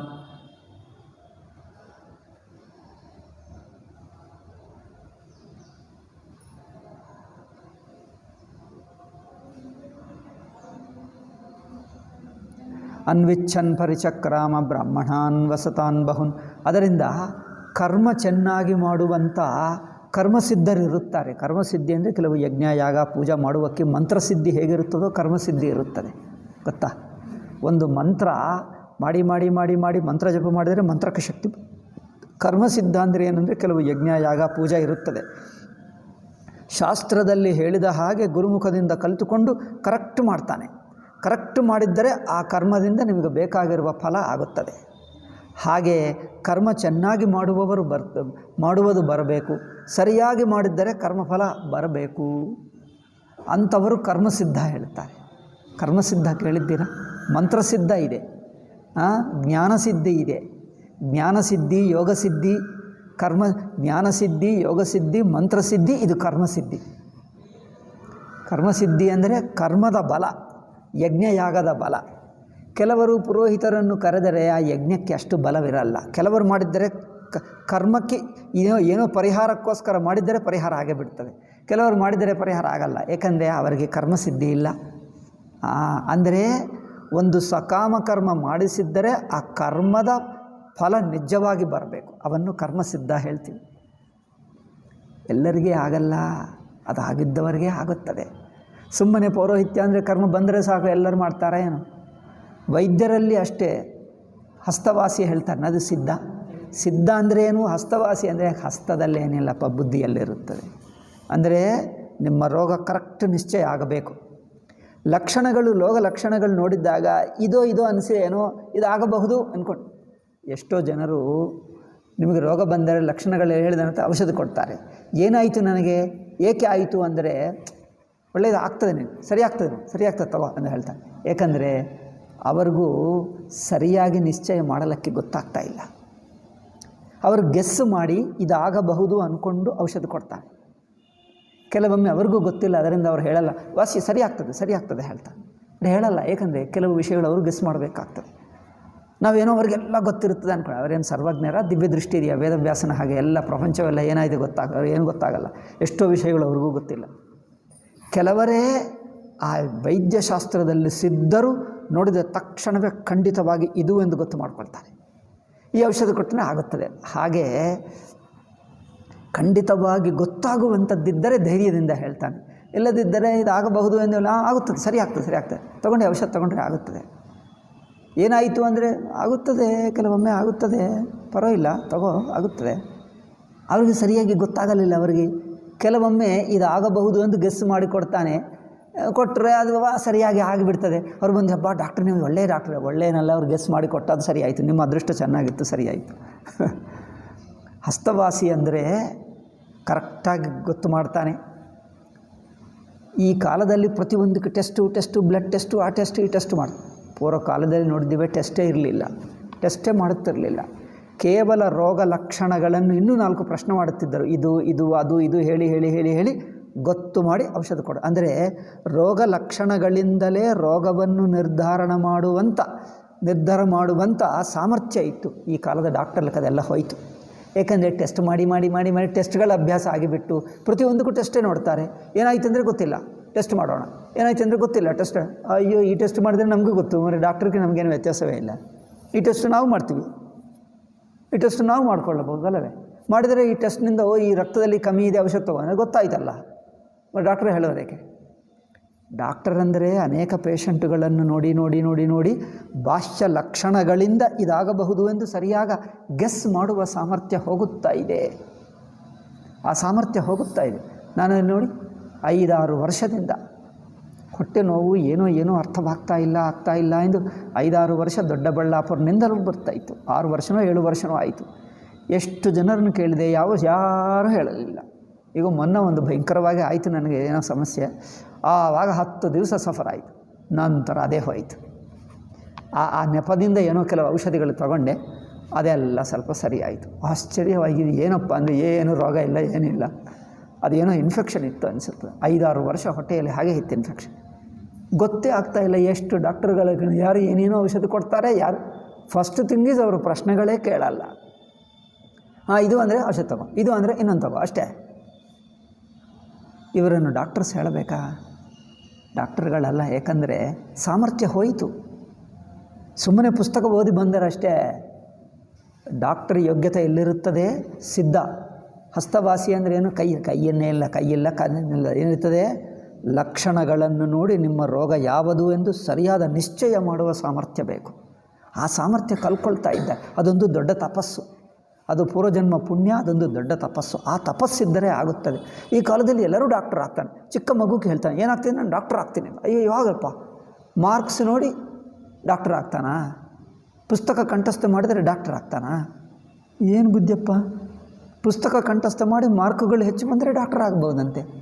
ಅದಕ್ಕೋಸ್ಕರನೇ ನೋಡಿ ಪ್ರತಿ ಊರೂರಿನಲ್ಲಿ ಮೆಡಿಕಲ್ ಕಾಲೇಜಿನಲ್ಲಿ ಸಾವಿರ ಡಾಕ್ಟರ್ಗಳು. ಎಲ್ಲರೂ ನಿಮಗಿಂತ ನಮಗಿಂತ ವ್ಯತ್ಯಾಸ ಇಲ್ಲ ಹಾಗಿದ್ದಾರೆ.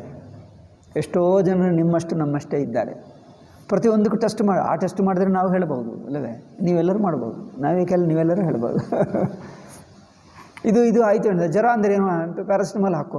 ಜ್ವರ ಏಕೆ ಬಂತಂದು ಗೊತ್ತಿಲ್ಲ, ಪ್ಯಾರಾಸಿಟಮಾಲ್ ಹಾಕೋ ಹೋಗ್ತದೆ ಅಷ್ಟೇ. ಜ್ವರ ಅಂದರೆ ಟೆಂಪ್ರೇಚರ್ ನೋಡ್ತಾರೆ ಅಷ್ಟೇ. ಬರೀ ಒಳಗೆ ಜ್ವರ ಏಕೆ ಬಂತು? ಜ್ವರ ಬಂತಲ್ಲ, ಟ್ಯಾಬ್ಲೆಟ್ ಹಾಕೋ, ಮುಗೀತು. ಅಯ್ಯೋ, ಇದೇನಿದೆ ಡಾಕ್ಟ್ರಾ? ಇದು ಕಂಪೌಂಡ್ರ್ ಮಾಡ್ತಾನೆ, ಇದು ಡಾಕ್ಟರ್ ಅಲ್ಲ. ಜ್ವರ ಬಂದರೆ ಪ್ಯಾರಾಸಿಟಮಾಲ್ ಹಾಕ್ಕೊಂಡ್ರೆ ಹೋಗ್ತದೆ. ಆ ಜ್ವರ ಏಕೆ ಬಂದ ಬರ್ತದೆ ಗೊತ್ತಾಗ್ತಾ ಇಲ್ಲ. ಲಕ್ಷಣಗಳಿಂದ ಒಳಗಿನ ಸ್ವಭಾವ ಗೊತ್ತಾಗ್ತಾ ಇಲ್ಲ. ಆ ಲಕ್ಷಣ ಕೆಲವರಿಗಿದೆ, ಈಗಲೂ ಇದ್ದಾರೆ ಕೆಲವರು, ಇಲ್ಲ ಎಂದಲ್ಲ, ಬಟ್ ಹೆಚ್ಚು ಜನರಿಗಿಲ್ಲ. ಆ ಸ್ವಭಾವ, ಆ ಯೋಗ್ಯತೆ ಕಮ್ಮಿ ಆಗ್ತಾ ಇದೆ. ಅಸ್ತವಾಸಿ ಅಲ್ಲ, ಬುದ್ಧಿ, ಅವರ ಯೋಚನೆ, ಏಕಾಗ್ರತೆ, ಸ್ಪಷ್ಟತೆ ಗೊತ್ತು ಮಾಡಿ ಲಕ್ಷಣಗಳು ಅವರಿಗೆ ಅರ್ಥವಾಗಲಿಲ್ಲ ಅಂದರೆ ಇನ್ನೂ ಒಂದೆರಡು ಪ್ರಶ್ನೆ ಮಾಡ್ತಾರೆ. ಇನ್ನೂ 2, 3, 4 ಪ್ರಶ್ನೆಗಳು ಕೇಳಿ ಅದರಿಂದ ಓಹೋ ಇದು ನೋಡಿದ್ದರಿಗೂ ಇದು ಅನಿಸುತ್ತಾ ಇದೆ, ಇದಾಗಬಹುದು, ಔಷಧಿ ಕೊಟ್ಟರೆ ಕರೆಕ್ಟಾಗಿ ಬರ್ತದೆ. ಯಾಕಂದರೆ ಆ ಅನುಭವ. ಅದಕ್ಕೋಸ್ಕರ ವೈದ್ಯರಿಗೆ ಬೇಕಾಗಿದ್ದು ಅನುಭವ, ಗಮನ, ಸೂಕ್ಷ್ಮವಾದ ಗಮನ, ಅನುಭವ, ಅದರಿಂದ ಬರುತ್ತೆ. ಪುಸ್ತಕ ಓದಿದ್ದರೆ ಅಲ್ಲ, ಪುಸ್ತಕ ಜ್ಞಾನ ಇರುತ್ತದೆ, ಅದು ಬೇರೆ. ಈ ದೃಷ್ಟಿ ಅವರ ಯೋಗ್ಯತಾ, ಮನಸ್ಸಿನ ಯೋಗ್ಯತೆ, ಅದು ಸ್ಪೆಷಲ್ ಯೋಗ್ಯತೆ. ಅದು ಒಂದು ತಪಸ್ಸು ಕೆಲವರು ಇರುತ್ತದೆ. ಈ ಕಾಲದಲ್ಲಿಯೂ ಇದ್ದಾರೆ ಒಳ್ಳೆಯ ಡಾಕ್ಟರ್ಗಳು. ತಪೋಬಲ ಅದು.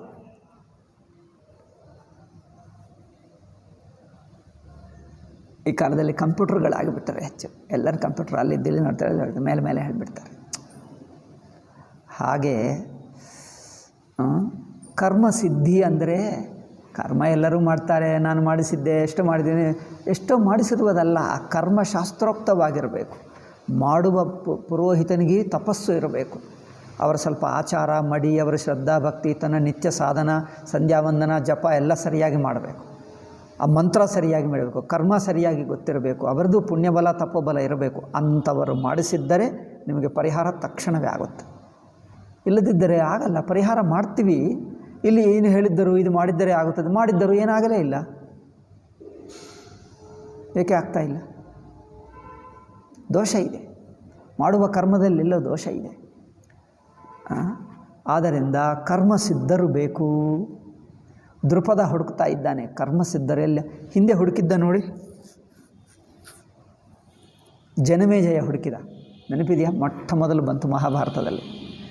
ಜನಮೇಜಯ ನನಗೆ ಯೋಗ್ಯನಾದನು, ಸರ್ಪಯಾಗ ಮಾಡುವಕ್ಕೆ ಒಬ್ಬನು ಯೋಗ್ಯರಾದರೂ ಬೇಕು ಎಂದು ಹೇಳ್ತಾರೆ. ಎಷ್ಟೋ ಆಶ್ರಮಗಳಿಗೆ ಹೋಗ್ತಾನೆ, ತಪಸ್ವಿಗಳಿದ್ದಾರೆ, ಅವ್ರು ನಮಗೆ ಇಂಟ್ರೆಸ್ಟ್ ಇಲ್ಲ ಹೇಳ್ತಾನೆ. ನಾನು ದಕ್ಷಿಣ ಕೊಡ್ತೀನಿ, ರಾಜ ಬಂದ, ಹಸ್ತಿನಾಪುರದ ರಾಜ, ಪಾಂಡವರ ವಂಶದ ರಾಜ, ಎಷ್ಟಾದರೂ ಹಣ ಕೊಡ್ತೀನಿ ಅಂತ. ನಮಗೆ ಇಂಟ್ರೆಸ್ಟ್ ಇಲ್ಲ, ನಮಗೆ ಹಣ ಬೇಡ, ನಾವೇನು ಮಾಡೋಕ್ಕೆ ಬರಲ್ಲ, ನಮ್ಮ ಸಾಧನದಲ್ಲಿ ನಾವಿರ್ತೀವಿ ಸಾಕು ಏನು. ಕೆಲವರು ಹೋಗಲ್ಲ, ನಮ್ಮ ಸಾಧನ ಸಾಕು ನಮಗೆ ಏಕೆ.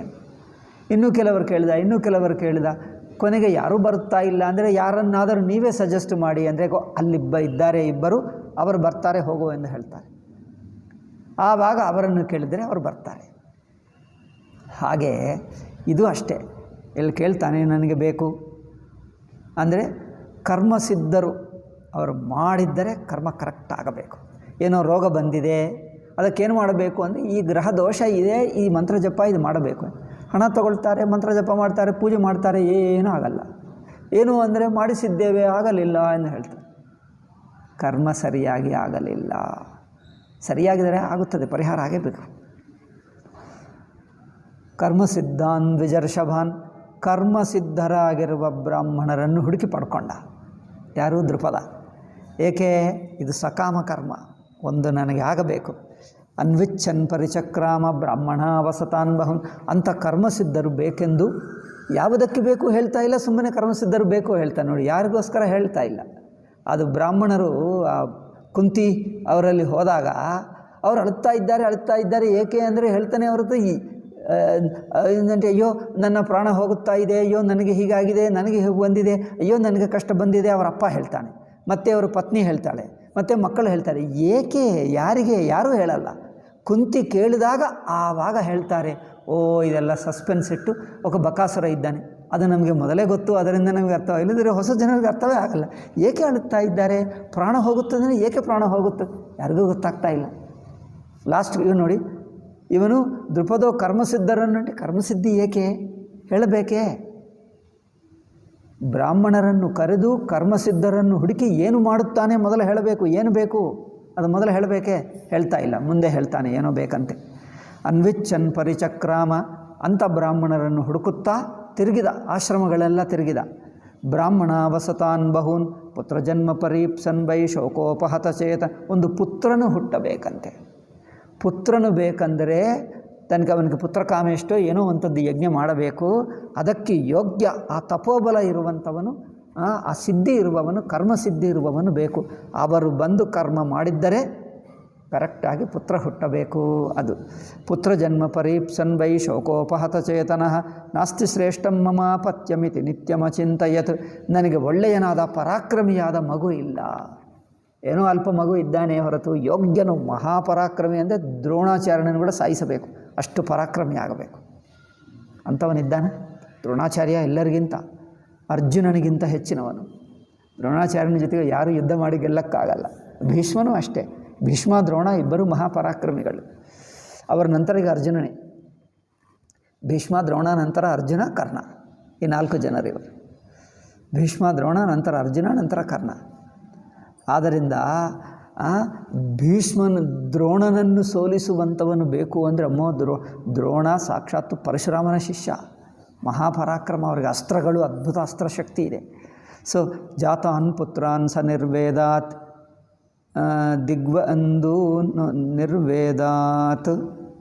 ನಿರ್ವೇದಾತ್ ದಿಗ್ಬಂಧೂನ್ ಇತಿ ಚಾಬ್ರವೀತ್. ಹುಡುಕಿದ್ರೆ ಯಾರು ಸಿಗಲಿಲ್ಲ. ಯಾರು ಸಿಗ್ತಾ ಇಲ್ಲ ಬ್ರಾಹ್ಮಣನಿಂದ ಬೇಜಾರು ಮಾಡಿಕೊಂಡ. ಅಬ್ರವೀತ್ ನಿಶ್ವಾಸ ಪರಮಶ್ಚಾಸಿ ದ್ರೋಣಂ ಪ್ರತಿ ಜಿಗೀರ್ಷಯ. ಇನ್ನು ದ್ರೋಣನಿಗೆ ಇಲ್ಲಿ ಈಗ ಹೇಳ್ತಾ ಇದ್ದಾನೆ, ದ್ರೋಣನು ತನಗೆ ಅಪಮಾನ ಮಾಡಿದ್ದಾನೆ, ಅದಕ್ಕೆ ನೀವೇನು ಹೇಳ್ತೀರಿ ಕನ್ನಡದಲ್ಲಿ? ಹಾಗೆ ತೀರಿಸಿಕೊಳ್ಳಬೇಕು, ಪ್ರತೀಕಾರ ಮಾಡಬೇಕು. ಪ್ರತೀಕಾರ ಹೇಳ್ತಾರೆ, ಪ್ರತೀಕಾರ. ಆ ದ್ರೋಣನು ಮಾಡಿರುವ ಅಪಮಾನಕ್ಕೆ ಪ್ರತೀಕಾರ ಮಾಡಬೇಕು. ಅದಕ್ಕೋಸ್ಕರ ನನಗೆ ಒಬ್ಬ ಮಗ ಬೇಕು, ಅದು ಹುಡುಕ್ತಾ ಇದ್ದಾನೆ. ಅಂದರೆ ಪ್ರತೀಕಾರ ಮಾಡುವುದಕ್ಕೆ ಬಗೆ ಪದ್ಧತಿಗಳಿರುತ್ತವೆ ಅಲ್ಲವೇ? ತನ್ನ ಮಗನೇ ಇದ್ದರೆ ತನ್ನ ಮಗನೇ ಅಷ್ಟು ಪರಾಕ್ರಮಿಯಾಗಿ ದ್ರೋಣನನ್ನು ಸಾಯಿಸಿಬಿಟ್ಟರೆ ನನಗೆ ಅದೊಂದು ಹಾಗೆ ತೀರಿಸ್ಕೊಳ್ತದೆ. ನನಗೆ ಇಷ್ಟು ಅಪಮಾನ ಮಾಡಿದ್ದಾನಲ್ಲ, ನನ್ನ ಕೈಯಲ್ಲೇ ಅವನು ಸತ್ತು ಹೋಗಬೇಕು. ಆವಾಗ ಅವನಿಗೆ ತೃಪ್ತಿ ಮನಸ್ಸು ಅಲ್ಲವೇ? ಪ್ರಭಾವಂ ವಿನಯಂ ಶಿಕ್ಷಾಂ ದ್ರೋಣಸ್ಯ ಚರಿತಾನಿ ಚ. ಅಂದರೆ ದ್ರೋಣನಿಗೆ ಎಷ್ಟು ಪರಾಕ್ರಮ ಇದೆಯೋ ಅಷ್ಟಿರಬೇಕು. ಪ್ರಭಾವ ಅಂದರೆ ಮಂತ್ರಶಕ್ತಿ. ವಿನಯ ಆದರೆ ವಿನಯ ಇರಬೇಕು. ದ್ರೋಣನಿಗೆ ವಿನಯ ಇಲ್ಲ, ಹಾಗಿರಬಾರದು. ನಮಗೆ ವಿನಯ ಇರಬೇಕು. ಶಿಕ್ಷಾ, ಒಳ್ಳೆಯ ಟ್ರೈನಿಂಗ್ ಇರಬೇಕು. ದ್ರೋಣಸ್ಯ ಚರಿತಾನಿ ಚ ಕ್ಷಾತ್ರೇಣ ಚ ಬಲೇನಾಸ್ಯ ಚಿಂತಯನ್ನನ್ವಪದ್ಯತ. ಈ ದ್ರೋಣನಿಗೆಲ್ಲ ಕ್ಷತ್ರಿಯ ಬುದ್ಧಿಗಳಿವೆ, ಬ್ರಾಹ್ಮಣ ಬುದ್ಧಿಗಳಿಲ್ಲ ಅಲ್ಲವೇ? ಆ ಕ್ಷತ್ರಿಯ ಬುದ್ಧಿಗಳಿವೆ. ಹುಟ್ಟಿದ್ದು ಬ್ರಾಹ್ಮಣ, ಬುದ್ಧಿ ಮಾತ್ರ ಕ್ಷತ್ರಿಯ. ಏನು ಮಾಡಬೇಕು? ಎಲ್ಲರೂ ತನ್ನ ಜಾತಿಯಲ್ಲಿ ಹುಟ್ಟಿದ್ದವರಿಗೆ ಆ ಜಾತಿ ಗುಣಗಳಿರುತ್ತವೆ ಎಂದು ಹೇಳೋಕ್ಕಾಗಲ್ಲ. ಹೆಚ್ಚು ಜನರಿಗಿರುತ್ತವೆ, ಬಟ್ ಕೆಲವರು ವ್ಯತ್ಯಾಸ ಇರುತ್ತದೆ. ಆ ಜಾತಿ ಒಂದಿರುತ್ತದೆ, ಜಾತಿಗಿಂತ ಹೆಚ್ಚಿನ ಗುಣಗಳು ಇರುತ್ತವೆ. ಕೆಲವರು ಕ್ಷತ್ರಿಯ ಹುಟ್ಟುತ್ತಾರೆ, ವೈಶ್ಯ ಹುಟ್ಟುತ್ತಾರೆ, ಉತ್ತಮವಾದ ಬ್ರಾಹ್ಮಣ ಗುಣಗಳಿರುತ್ತೆ. ಶೂದ್ರರು ಹುಟ್ಟಿದ್ದರೂ ಗುಣಗಳು ಬ್ರಾಹ್ಮಣ ಇರುತ್ತವೆ ಕೆಲವರೇ ಕಮ್ಮಿ ಇರುತ್ತಾರೆ, ಬಟ್ ಇರುತ್ತಾರೆ. ಕೆಲವರಿಗೆ ತಾನು ಉತ್ತಮ ಜಾತಿ ಇರುತ್ತದೆ, ಬುದ್ಧಿ ಮಾತ್ರ ಕೆಳಗಿರುತ್ತೆ. 2 ಬಗೆ ಇರುತ್ತಾರೆ. ಆದ್ದರಿಂದ ಇವನು ಹುಟ್ಟಿದ್ದು ಬ್ರಾಹ್ಮಣ, ಬುದ್ಧಿ ಮಾತ್ರ ಕ್ಷತ್ರಿಯ. ಪೌರುಷಾಭಿಮಾನ ಏನೋ ಮಾಡ್ಕೊಳ್ತಾ ಇದ್ದ.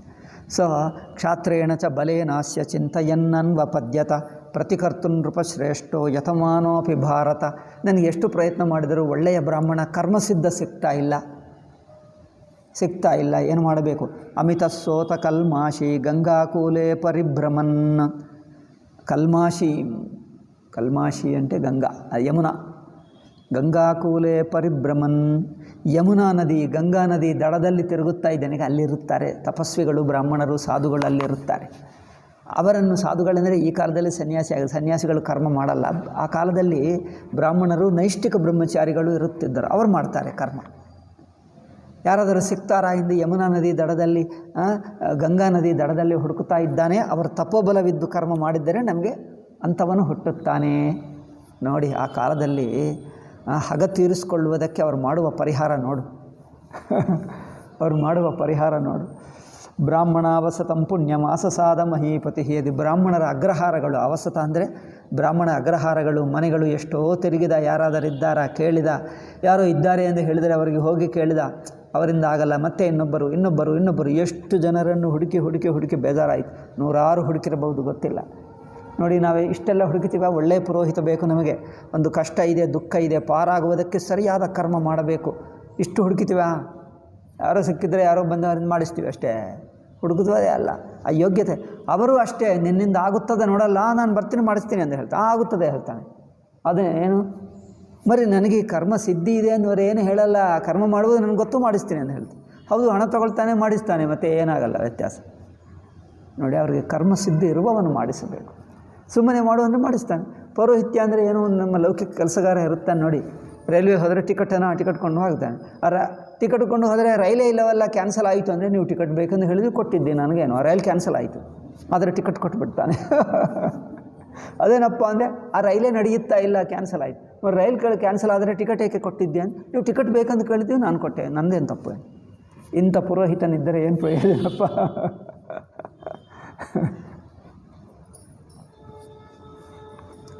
ಅವಿತಸ್ಸೋತ ಕಲ್ಮಾಶಿ ಗಂಗಾಕೂಲೆ ಪರಿಭ್ರಮನ್ ಬ್ರಾಹ್ಮಣ ವಸತಂ ಪುಣ್ಯಂ ಆಸಸಾದ ಮಹೀಪತಿ.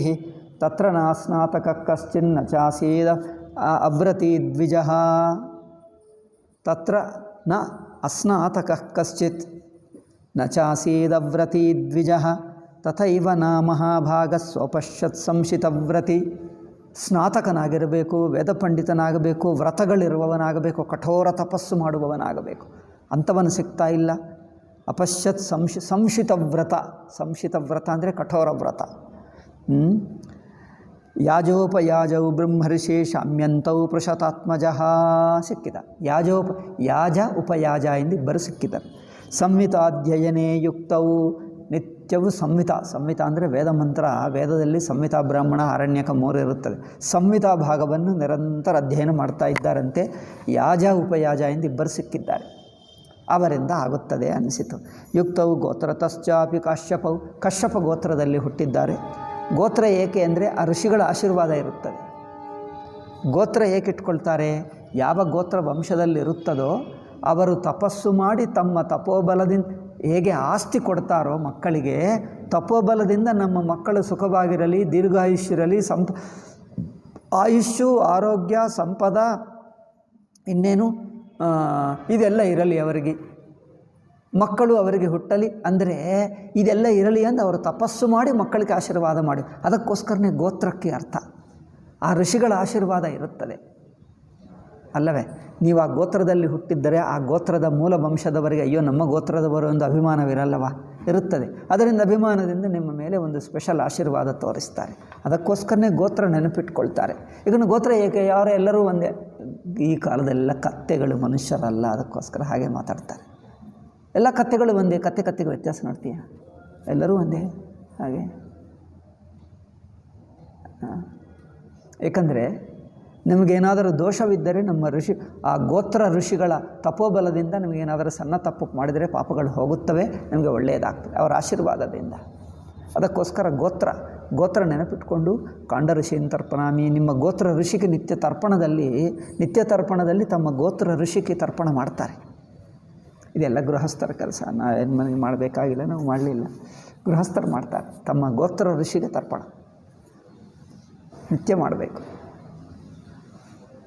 ಏಕೆಂದರೆ ಅವರ ಆಶೀರ್ವಾದ. ಅದಕ್ಕೋಸ್ಕರ ಗೋತ್ರ ನೆನಪಿಟ್ಕೊಂಡು, ಈ ಕಾಲದಲ್ಲಿ ಗೋತ್ರನೇ ಗೊತ್ತಿಲ್ಲ ಒಂದು ದಿವಸ ಅವ್ರು ನಮಸ್ಕಾರ ಮಾಡಲಿಲ್ಲ ಎಂದು ಅರ್ಥ ಅಲ್ಲವೇ? ಗೋತ್ರ ಈ ಕಾಲದಲ್ಲಿ ಈ ಗೋತ್ರ ಅಂದರೆ ಗೋತ್ರ ನಮ್ಗೆ ಗೊತ್ತಿಲ್ಲ ಹೇಳ್ತಾನೆ. ನಮ್ಮ ಅಪ್ಪ ಹೆಸರು, ಹೌದು, ಮುಂದಿನ ಕಾಲ ಬರುತ್ತದೆ, ಅಪ್ಪ ಹೆಸರು ಗೊತ್ತಿಲ್ಲದವರು ಇರ್ತಾರೆ. ಅಮೆರಿಕಾದಲ್ಲಿ ಅಪ್ಪ ಯಾರೋ ಅಮ್ಮ ಯಾರೋ ಗೊತ್ತಿಲ್ಲ, ಹಾಗಿದ್ದಾರೆ. ಗೊತ್ತಾ? ಒಂದು ವಿಷಯ ಹೇಳಲ್ಲ. ಈ ಕಾಲದವರೆಗೆ ಸ್ವಾತಂತ್ರ್ಯ ಹೆಚ್ಚಿದೆ, ಸ್ತ್ರೀ ಸ್ವಾತಂತ್ರ್ಯ, ಫೆಮಿನಿಸಮ್ ಅಂದರೆ ಗೊತ್ತಾ? ಒಬ್ಬ ಹುಡುಗಿ ಏನು ಮಾಡಿದ್ದಾರೆ, ಟೈಮ್ ಆಯಿತು. ಹುಡುಗಿ ಅಂದರೆ ಚಿಕ್ಕವೇನಲ್ಲ, ಮಗು ಹುಟ್ಟಿದ್ದಾನೆ. 1 ವರ್ಷ ಮಗು, ಒಂದು ವರ್ಷನ 1.5 ವರ್ಷ ಮಗುವನ್ನು ಅಲ್ಲೇ ಮಲಗಿಸಿಬಿಟ್ಟು ಮನೆಯಲ್ಲಿ ಎಲ್ಲೋ ನಾವು ಏನು ಯಾತ್ರಾ ಅಲ್ಲ, ಟೂರಿಸಮ್ಗೇನು ಹೇಳ್ತಾರೆ, ಸೈಟ್ ಸೀ, ಪ್ರವಾಸ ಹೋಗಿದ್ದರಂತೆ 10 ದಿವಸ. ಆ ಮಗು ಗತೇನಾಗಬೇಕು? 1.5 ವರ್ಷ ಮಗು ಏನಾದರೂ ಇದೆಯಾ? ಎಷ್ಟು ಹತ್ತು ಊಟ ಇಲ್ಲದೆ, ನೀರಿಲ್ಲದೆ, ಏನಿದೆ, ಸತ್ಯ ಹೋಗಿರ್ಬೋದು. ಬದುಕುತ್ತಾನೆ ಅಲ್ಲವೇ? ಬರೀ ಆಧುನಿಕ ಸ್ವಾತಂತ್ರ್ಯ, ಇಂಗ್ಲೀಷ್ ಮೀಡಿಯಮ್ ನಾವು ಓದ್ಕೊಂಡವರು, ನಾವು ಸ್ವಾತಂತ್ರ್ಯ ಇದೆ, ಮಕ್ಕಳು ನಮ್ಮ ಸ್ವಾತಂತ್ರ್ಯಕ್ಕೆ ಅಡ್ಡಿ ಅಂತ ಹೇಳಿದರು. ನಾವು ಎಲ್ಲಾದರೂ ಹೋಗ್ತೀವಿ, ಏನಾದರೂ ತಿಂತೀವಿ, ಏನಾದರೂ ಅನುಭವಿಸ್ತೀವಿ, ಮಕ್ಕಳೇ ನಮಗೆ ಅಡ್ಡಿ ಅಂತ. ಈ ಕಾಲದ ಸ್ವಾತಂತ್ರ್ಯ ಅಂದರೆ ಹೀಗಾಗಿ ಬಿಡ್ತಾ ಇದೆ. ಪೂರ್ವ ಕಾಲದಲ್ಲಿ ಅದೇ ಅವರೊಂದು ತಪಸ್ಸು ಅಂದ್ಕೊಂಡ್ರು, ಅದೇ ಅದೃಷ್ಟ ಅಂದ್ಕೊಂಡರು. ಮಕ್ಕಳ ಜೊತೆಗೆ ನಾವು ಎಲ್ಲಿ ಹೋಗೋಕ್ಕಾಗಲ್ಲ, ಏನು ಮಗು ಹುಟ್ಟಿದ್ದನೇ ಅವನು 5 ವರ್ಷ ಹುಡುಗ ಆಗೋರಿಗೆ ಎಲ್ಲಿ ಹೋಗೋಕ್ಕಾಗಲ್ಲ. ಏನು ಈ ಕಾಲದಲ್ಲಿ ಎಲ್ಲ ಕಡೆ ಹೋಗ್ತಾರೆ, ಪೂರ್ವ ಕಾಲದಲ್ಲಿ ಅಷ್ಟು ಹೋಗುತ್ತಿರಲಿಲ್ಲ. ಅಷ್ಟೇ ಅವರು ಪೂರ್ತಿ ಒಂದು 3-4 ವರ್ಷ ಆಗುವವರೆಗೂ ಎಲ್ಲಿ ಹೋಗೋಕ್ಕಾಗಲ್ಲ. ಈಗ 24 ತಾಸು ಅಲ್ಲೇ ಇರಬೇಕು. ಅದೇ ಒಂದು ತಪಸ್ಸು ಅಂದ್ಕೊಂಡರು, ಅದೇ ಒಂದು ಒಳ್ಳೆಯ ಅದೃಷ್ಟ ಅಂದ್ಕೊಂಡರು, ಹಾಗೇ ಇದ್ದರು. ಈ ಕಾಲದಲ್ಲಿ ಅಲ್ಲ, ನಮಗೆ ಸ್ವಚ್ಛ ಬೇಕು, ನಮ್ಮ ಸಿನಿಮಾ ನೋಡಬೇಕು, ಇನ್ನೇನೋ ಹೋಗಬೇಕು, ಪಿಕ್ನಿಕ್ ಹೋಗಬೇಕು, ಇನ್ನೇನೋ ಹೋಗಬೇಕು, ಅದೆಲ್ಲ ಈ ಮಕ್ಕಳು ಅಡ್ಡಿ ಬರ್ತಾ ಇದ್ದಾರೆ ಅಂತ ಏನು ಮಾಡ್ತಾರೆ. ಈ ಕಾಲದಲ್ಲಿ ನೀವು ಹೇಗೆ ಎಲ್ಲಿಯಾದರೂ ಹೋದರೆ ಏನು ಮಾಡ್ತೀವಿ, ಯಾವುದೇ ಒಂದು ಆಫೀಸ್ನಲ್ಲೋ ಎಲ್ಲೋ ಒಂದು ಡಿಪಾಸಿಟ್ ಮಾಡಿ ಬ್ಯಾಗ್ಗಳು ಇಟ್ಟು ಹೋಗ್ತಿರಲ್ಲ, ಹಾಗೆ ಕೆಲವು ಮಕ್ಕಳ ಕೇಂದ್ರಗಳಿರುತ್ತವೆ ಅಲ್ಲ, ಮಕ್ಕಳನ್ನಲ್ಲಿಟ್ಟು ಹೋಗ್ತಾರೆ, ಬಂದ ವಾರದ ಸಹ ಬರ್ತಾರೆ. ಆ ಮಕ್ಕಳು ತಾಯಿ ಅಂದರೆ ಇನ್ನೊಬ್ಬರು ನೋಡಿದ್ದಕ್ಕೆ ವ್ಯತ್ಯಾಸ ಆಗಲ್ಲವಾ? ಅವರು ಮಾನಸಿಕವಾಗಿ ಅವ್ರು ಹೇಳೋಕ್ಕಾಗಲ್ಲ, ತಾಯಿ ಕಂಡು ಬರ್ತಾ ಇಲ್ಲ, ಏನೋ ಮನಸ್ಸಿಗೆ ದುಃಖ ಆಗ್ತದೆ, ಅವ್ರಿಗೆ ಬಾಯಿ ಇಲ್ಲ, ಅವ್ರು ಹೇಳೋಕ್ಕಾಗಲ್ಲ, ಬಟ್ ಅವ್ರಿಗೆ ಗೊತ್ತಾಗ್ತದೆ. ಬಟ್ ಇವರೇನು ಹೇಳ್ತಾರೆ, ನೋಡ್ತಾರಲ್ಲ, ಏನು ಅವ್ರಿಗೆ ಮಕ್ಕಳಿಗೆ ತಿನ್ನುವುದು ಒಂದೇ ಬೇಕಾ? ತಾಯಿ ಬೇಕಾಗಿಲ್ಲವಾ? ಕುಡಿದ್ರೆ ಸಾಕಾ? ನೋಡಿ ಬುದ್ಧಿ ನೋಡಿ. ಇದೆಲ್ಲ ಆಧುನಿಕ ವಿದ್ಯಾವಂತರಂತೆ, ಸ್ತ್ರೀ ಸ್ವೇಚ್ಛ ಅಂತೆ. ಪೂರ್ವ ಕಾಲದವರು ಸ್ತ್ರೀಗೆ ಸ್ವೇಚ್ಛೆ ಇಲ್ಲದೆ ಕಟ್ಟು ಹಾಕಿ, ಮನೆಗೂ ಕಟ್ಟು ಹಾಕಿಬಿಟ್ಟರು, ಏನಾದರೂ ಗುಲಾಮಿ ಮಾಡಿಬಿಟ್ಟರು, ಬಂಧನಕ್ಕೆಂದು ಸೆರೆಯಲ್ಲಿ ಇಟ್ಟುಬಿಟ್ಟರು ಸ್ತ್ರೀಯನ್ನು. ಸ್ತ್ರೀಗೆ ಸ್ವಾತಂತ್ರ್ಯ ಬೇಕು. ಆದಾಗ 10 ದಿವಸ ಅಲ್ಲ, ಐ ಥಿಂಕ್ ಎಷ್ಟು 12 ಅಷ್ಟೇ, 1 ವರ್ಷ ಮೇಲೆ 2 ತಿಂಗಳು 3 ತಿಂಗಳು ಅಷ್ಟೇ. 1 ವರ್ಷ 2-3 ತಿಂಗಳು ಅಂದರೆ 14 ಮಂತ್ಸ್, 14-15 ಮಂತ್ಸ್. ಅಂಥ ಹುಡುಗಿಯನ್ನು ತನ್ನ ಮನೆಯಲ್ಲೇ ಇಟ್ಟು ಲಾಕ್ ಮಾಡಿಬಿಟ್ಟು ಹೋದರು. ಇನ್ನು 10 ದಿವಸ 11 ದಿವಸ ಬಂದಳು. ಮಗು ಏನಾಗ್ತಾಳೆ? ತಗೊಂಡು ಹೋಗಿ ಸ್ಮಶಾನದಲ್ಲಿ ಬಿಸಾಕು. ಓಕೆ, ಬಿಸಾಕ್ತೀವಿ, ಮಗುಗೆ ಎಷ್ಟು ಟಾರ್ಚರ್ ಆಗಿರ್ಬೋದು, ಎಷ್ಟು ಅಳುತ್ತಾ ಹೆದರ್ಕೊಂಡು, ಊಟ ಇಲ್ಲ, ಏನಿಲ್ಲ, ನೀರು ಕುಡಿಯೋಕ್ಕೆ ಆ ಮಗುಗೆ ಏನಾದರೂ ಗೊತ್ತಾಗ್ತದೆ? ಹೇಗಿರ್ಬೋದು ಅದು? ಎಷ್ಟು ಭಯಂಕರವಾಗಿ. ಇವಳಿಗೇನು ಚಿಂತನೆ ಇಲ್ಲ ಅಲ್ಲವೇ? ಅಯ್ಯೋ ನಾವು ಅರ್ಜೆಂಟ್ಲಿ ಬರಬೇಕು ಅಥವಾ ಇನ್ನೊಬ್ಬರಿಗೆ ಹೇಳಬೇಕು, ಏನಿಲ್ಲ, ನಿಶ್ಚಿಂತವಾಗಿ ಹೋದರು. 10ಗೆ ನಾವು ಸಿಕ್ಕಿಂದ ಅಂತ ಏನದು ಸೆಲ್ಫಿ ತೊಗೊಂಡು ಬಂದಿರ್ಬೋದು, ಫೋಟೋಗಳೆಲ್ಲ ತಗೊಂಡು ಅಲ್ಲವೇ? ಸ್ವಾತಂತ್ರ್ಯ, ಸ್ತ್ರೀ ಸ್ವಾತಂತ್ರ್ಯ ಅಲ್ಲವೇ? ಈ ಕಾಲದಲ್ಲಿ ಸ್ತ್ರೀ ಸ್ವಾತಂತ್ರ್ಯಕ್ಕೆ ಅಡ್ಡಿ ಗಂಡಸರೇ, ಇವರೇ ಅನ್ಯಾಯ ನಮಗೆ ಮಾಡಿದ್ದಾರೆ. ನಮಗೆ ಸ್ತ್ರೀ ಸ್ವಾತಂತ್ರ್ಯ. ಅಮೇರಿಕಾದಲ್ಲಿ 1, 2, 5, 6 ಪೊಲೀಸ್ ಬಂದರು. ಅಲ್ಲಿ ನನ್ನಲ್ಲಿ ಇಟ್ಕೊಂಡೆ. ಅದು 6 ಪೊಲೀಸ್ ಬಂದು ಅವಳಿಗೆ ಶಿಕ್ಷೆ ಕೊಡ್ತಾ ಇದ್ದಾರೆ. 2 ಕಾಲುಗಳಿಗೆ ಚೈನ್ ಕಟ್ಟಿದ್ದಾರೆ. ಚೈನ್ಗೆ ಏನು ಹೇಳ್ತಾರೆ? ಸರಪಳಿ. 2 ಕಾಲುಗಳಿಗೆ ಸರಪಳಿ, ಈ ಕೈಗೆ ಸರಪಳಿ ಕಟ್ಟಿ ಅವರನ್ನು ಹಾಸಿಗೆ ಮೇಲೆ ಮಲಗಿಸಿ ಹೀಗೆ 2 ಎಳೆದು ಕಟ್ಟರು. ಈ ಕೈಯಲ್ಲಿ, ಈ ಕಾಲು ಅಲ್ಲಿ, ಆ ಕಾಲು ಅಲ್ಲಿ ಕಟ್ಟರು. ಈಗ ಕಿರ್ಚುತ್ತಾ ಇದ್ದಾರೆ, ಅಳುತ್ತಾ ಇದ್ದಾರೆ, ಯೋ ಯೋ ಯೋ ಎಂದು. ಎಷ್ಟು ಅಳಿದ್ರೆ ಅವರು ಬಿಡುವುದೇ ಇಲ್ಲ. ಪೊಲೀಸರು ಕಟ್ಟರು. ಅವ್ರು ಎಷ್ಟು ದಿವಸ ಇಟ್ಟಿದ್ದಾರೋ ಅಥವಾ ಎಷ್ಟು ಗಂಟೆ, ಪ್ರತಿ ದಿವಸ ಎಷ್ಟು ಗಂಟೆ ಶಿಕ್ಷೆ ಕೊಟ್ಟರೋ ಗೊತ್ತಿಲ್ಲ. ಅದು ಶಿಕ್ಷೆ ಅವಳಿಗೆ, ಭಯಂಕರ ಶಿಕ್ಷೆ. ಕೆಲವು ದಿವಸ ಕೊಟ್ಟಿರ್ಬೋದು, ಕೆಲವು ತಿಂಗಳು ಕೊಟ್ಟಿರ್ಬೋದು. ಹಾಗೆ ಅವ್ನು ಕಟ್ಟು ಹಾಕೋದು ಈಗ ಕೆಲವು ಗಂಟೆ ಹಾಗೆಯೇ ಕಟ್ಟಿರೋದು. ಏಕೆ? ಆವಾಗ ನಿಮ್ಗೆ ಗೊತ್ತಾಗ್ತದೆ ನೀವು ಮಗುಕ್ಕೆ ಎಷ್ಟು ಹಿಂಸೆ ಮಾಡಿದ್ದಿ ಅಂತ. ಸ್ವಾತಂತ್ರ್ಯ ಅಂತೆ. ಯಾರಾದರೂ ಹೇಳಿದರೆ ಸ್ತ್ರೀಗೆ ನೀವು ಅಡ್ಡಿ ಮಾಡ್ತೀರಿ, ಸ್ತ್ರೀ ಸ್ವಾತಂತ್ರ್ಯಕ್ಕೆ ಅಡ್ಡಿ, ಗಂಡಸರು ಇವರನ್ನು ಜೈಲಿಗೆ ಹಾಕಬೇಕು, ನಮಗೆ ಸ್ವಾತಂತ್ರ್ಯ.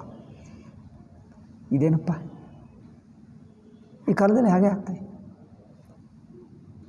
ಅದೊಂದು ವಸ್ತು ಹೇಳ್ತಾನೆ, ನಾವೆಲ್ಲ ಊರಿಗೆ ಹೋಗ್ತಾ ಇದ್ದೀವಿ, ಸ್ವಲ್ಪ ನೋಡು ವಸ್ತು ಹಾಳಾಗ್ತದೆ ಅಂತ ಅವ್ರ ಮನೆಯಲ್ಲಿಟ್ಟು ಹೋಗ್ತಾರೆ, ಮತ್ತು ಬಂದಾಗ ತಗೊಳ್ತಾರೆ ಅಲ್ಲ. ಸೆಲ್ಫೋನ್ ಆದರೆ ಸ್ವಲ್ಪ ಚಾರ್ಜ್ ಮಾಡಬೇಕಲ್ಲ, ನೀವು ಇಡ್ತೀನಿ ಚಾರ್ಜ್ ಮಾಡ್ತಾಯಿರೋ, ನಾವು ಹೋಗಿ ಬರ್ತೀವಿ ಅಂತ. ಹಾಗೆ ನಿಮ್ಮದು ಚಾರ್ಜ್ ಅಂದರೆ ಏನು? ಹಾಲು ಕುಡಿಸುವುದೇ ಚಾರ್ಜ್. ಅಲ್ಲಿ ಕೊಡಿಸೋದು ಮಗುನ ಇಡ್ತಾರೆ, ಮತ್ತೆ ಹೋದರೆ ಮತ್ತೆ ಬಂದಾಗ ತಗೊಂಡು. ಇದೇನು ವಸ್ತು ಅಂದ್ಕೊಂಡಿದ್ದೀರಿ? ಈಗ ಹಾಗೆ ಆಗ್ತಾಯಿದೆ. ಅಮೆರಿಕಾದಲ್ಲಿ ಆಗಬಹುದು, ಬಟ್ ಅದು ನೋಡಿ ನಮ್ಮ ಮೂರ್ಖರಿಗೆ ಏನಾಗ್ತಾ ಇದೆ. ಭಾರತೀಯ ಸಂಸ್ಕೃತಿಯಲ್ಲಿ ಹುಟ್ಟಲಿಲ್ಲವ ನಮ್ಮ ಋಷಿಗಳು, ನಮ್ಮ ಅದಕ್ಕೋಸ್ಕರನೇ ಬ್ರಿಟಿಷರು ಹೇಳಿಬಿಟ್ಟರು, ನಮ್ಮ ಹಿಂದೂಗಳಿಗೆ ಯಾವ ಶಾಸ್ತ್ರ ಪುರಾಣ ಕಥೆ ಯಾವುದು ಕೇಳಿಸಲೇಬಾರದು, ಕಿವಿಯಲ್ಲಿ ಬೀಳಬಾರದು, ಒಂದು ಪುರಾಣ ಇದೆ ಎಂದು ಗೊತ್ತಾಗಬಾರದು. ಅವರಿಗೆ ಕೇಳು, ಭೀಷ್ಮ ಅಂದರೆ ಯಾರೋ ಗೊತ್ತಾ? ಭೀಷ್ಮ ಯಾರು? ಓ, ನಮ್ಮ ಅಪ್ಪನ ಫ್ರೆಂಡ್ ಇದ್ದಾನೆ ಭೀಷ್ಮ, ಅವನಾ ಅಂತ ಹೇಳ್ತಾರೆ. ಅವ್ರಿಗೆ ಭೀಷ್ಮ ಅಂದರೆ ಅಷ್ಟೇ ಗೊತ್ತು. ಭೀಮ ಅಂದರೆ ಯಾರು? ಓ, ಭೀಮ ಅಂದರೆ ನಮ್ಮ ಕೆಲಸಗಾರ ಬಂದಿದ್ದಾನೆ, ಅವನ ಭೀಮ ಏನು? ಅವನಲ್ಲ, ಪೂರ್ವಕಾಲದ ಭೀಮ. ಓ, ಗೊತ್ತಿಲ್ಲ, ಐ ಆಮ್ ಸಾರಿ ಹೇಳ್ಬಿಡ್ತಾರೆ. ಅವನು ಗೊತ್ತಿಲ್ಲ, ಸಾರಿ ಅಷ್ಟೇ ಹೇಳಿ. ಕಾಲೇಜು ಹುಡುಗ ದಿಲ್ಲಿಯಲ್ಲಿರುವವರಿಗೆ ಪ್ರಶ್ನೆ ಕೇಳಿದರೆ ಹೀಗೆ ಮಾತಾಡ್ತಾರೆ. ದ್ರೌಪದಿ ಯಾರು ಅಂದರೆ, ದ್ರೌಪದಿ ನಮ್ಮ ಪ್ರೆಸಿಡೆಂಟಾ? ಹಾಂ, ಅವಳು ಗೊತ್ತು.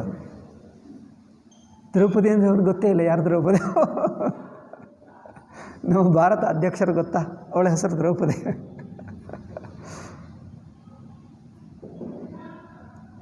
ಅಂದರೆ ಜನರ ತಿಳುವಳಿಕೆ ಬ್ರಿಟಿಷರು ಹೇಳಿಬಿಟ್ಟರು, ನಮ್ಮ ಶಾಲೆಯಲ್ಲಿ ಏನು ಗೊತ್ತಾಗಬಾರದು. ನಮ್ಮ ಸಂಸ್ಕೃತಿ, ನಮ್ಮ ಪೂರ್ವಜರು ಹೇಗಿದ್ದರು, ಸ್ತ್ರೀಯರಾಗಲಿ ಪುರುಷರಾಗಲಿ ಹೇಗೆ ಧರ್ಮಕ್ಕೋಸ್ಕರ ಜೀವಿಸಿದ್ದಾರೆ, ಅದೇ ದೊಡ್ಡದು ಅಂದ್ಕೊಂಡರು. ಭಕ್ತಿಯಿಂದ, ಶ್ರದ್ಧೆಯಿಂದ, ಸಹನದಿಂದ, ತಪಸ್ಸಿಂದ. ಇದೆಲ್ಲ ಮೂರ್ಖರ ಅಜ್ಞಾನಿಗಳು, ಅವ್ರಿಗೇನು ಗೊತ್ತು, ನಾವೇ ವಿದ್ಯಾವಂತರು. ನಾವು ಇಂಗ್ಲೀಷ್ ಮೀಡಿಯಮ್ ಓದ್ತೀವಿ, ನಾವು ಜೀನ್ ಪ್ಯಾಂಟ್ ಹಾಕ್ಕೊಳ್ತೀವಿ. ಅವರಿಗೆ ದ್ರೌಪದಿಗೆ ಜೀನ್ ಪ್ಯಾಂಟ್ ಹಾಕ್ಕೊಳ್ಳೋಕ್ಕೆ ಬರ್ತದೆ, ಇಂಗ್ಲೀಷ್ ಮಾಡೋಕ್ಕೆ? ದ್ರೌಪದಿಗೆ ಇಂಗ್ಲೀಷ್ ಮಾತಾಡ್ತಾಳ? ಸೀತಮ್ಮ ಇಂಗ್ಲೀಷ್ ಮಾತಾಡ್ತಿದ್ದಾಳೆ, ಅವ್ರಿಗೆ ಇಂಗ್ಲೀಷ್ ಬರೋಲ್ಲ, ಜೀನ್ ಪ್ಯಾಂಟ್ ಹಾಕ್ಕೊಳ್ಳಲ್ಲ. ನಾವೇ ಹೆಚ್ಚಿನವರೇ ಅಲ್ಲ, ಜೀನ್ ಪ್ಯಾಂಟ್ ಹಾಕ್ಕೊಂಡ್ರೆ ನಾವೇ ದೊಡ್ಡವರು. ಹಾಗೆ ಹೇಳಿಬಿಟ್ರೆ ಏನಾಗಲಿ ಗತಿ? ಈಗ ಹಾಗೇ ಇದೆ. ಅದಕ್ಕೋಸ್ಕರ ನೋಡಿ, ಯಾಜೋಪಯಾಜೌ ಬ್ರಹ್ಮರ್ಷಿ ಶಾಮ್ಯಂತೌ ಪ್ರಶತಾತ್ಮಜಃ ಸಂಹಿತಾಧ್ಯಯನೇ ಯುಕ್ತೌ ಗೋತ್ರತಶ್ಚಾಪಿ ಕಶ್ಯಪೌ. ಅವರು ಸಂಹಿತಾಧ್ಯಯನ ಮಾಡುತ್ತಿದ್ದರು. ನಿತ್ಯ ವೇದಾಧ್ಯಯನ, ಮಂತ್ರಗಳದೇ ಪಾರಾಯಣ ಮಾಡ್ತಾ ಮಾಡ್ತಾ ಮಾಡ್ತಾ ಮಾಡ್ತಾ ವರ್ಷಗಟ್ಟಲೆ ಮಾಡುತ್ತಾ ಇದ್ದರೆ ಒಂದು ವಾಕ್ಯಕ್ಕೆ ಸಿದ್ಧಿ ಬರುತ್ತದೆ. ಅವರು ಮಂತ್ರ ಹೇಳಿದ್ದರೆ ಆಗುತ್ತದೆ. ಆಗ ಅಂಥವರಾಗಬೇಕು. ಇನ್ನೊಂದು ಗೋತ್ರ, ಕಶ್ಯಪ ಗೋತ್ರದಲ್ಲಿದ್ದರು. ತಾರಣೇ ಯುಕ್ತ ರೂಪೌತೌ ಬ್ರಾಹ್ಮಣ ಋಷಿ ಸತ್ತಮೌ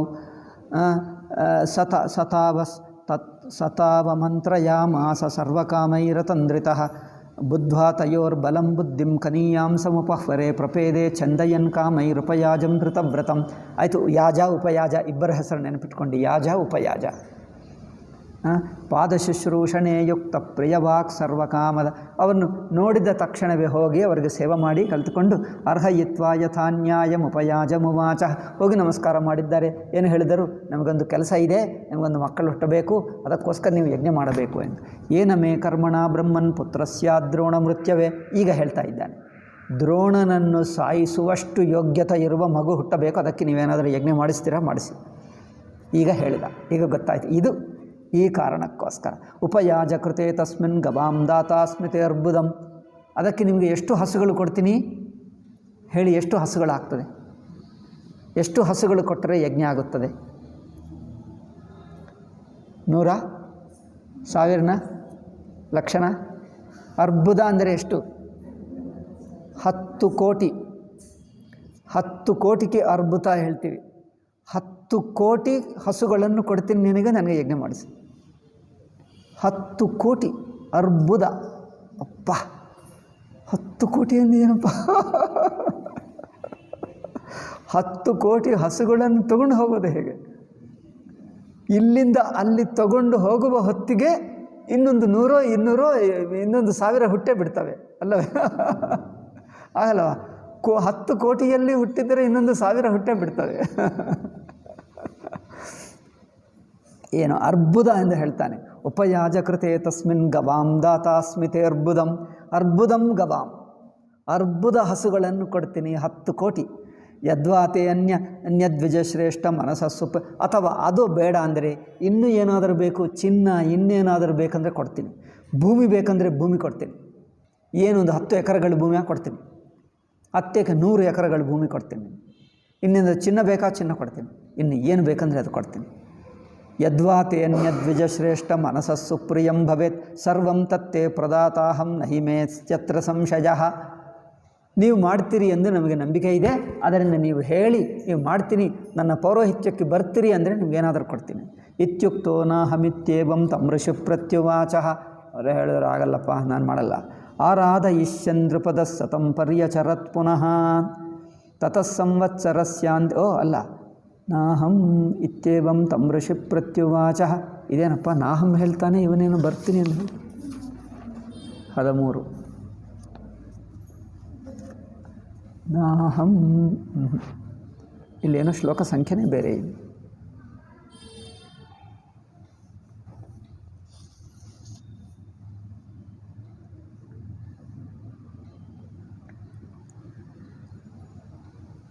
ಓಕೆ, ಇವತ್ತು ಟೈಮ್ ಆಯಿತು, ನಾಳೆ ನೋಡಿ ಹೇಳ್ತೀನಿ. ಇಲ್ಲೇನೋ ಶ್ಲೋಕ ವ್ಯತ್ಯಾಸ ಇದೆ ಇಲ್ಲಿಗೆ.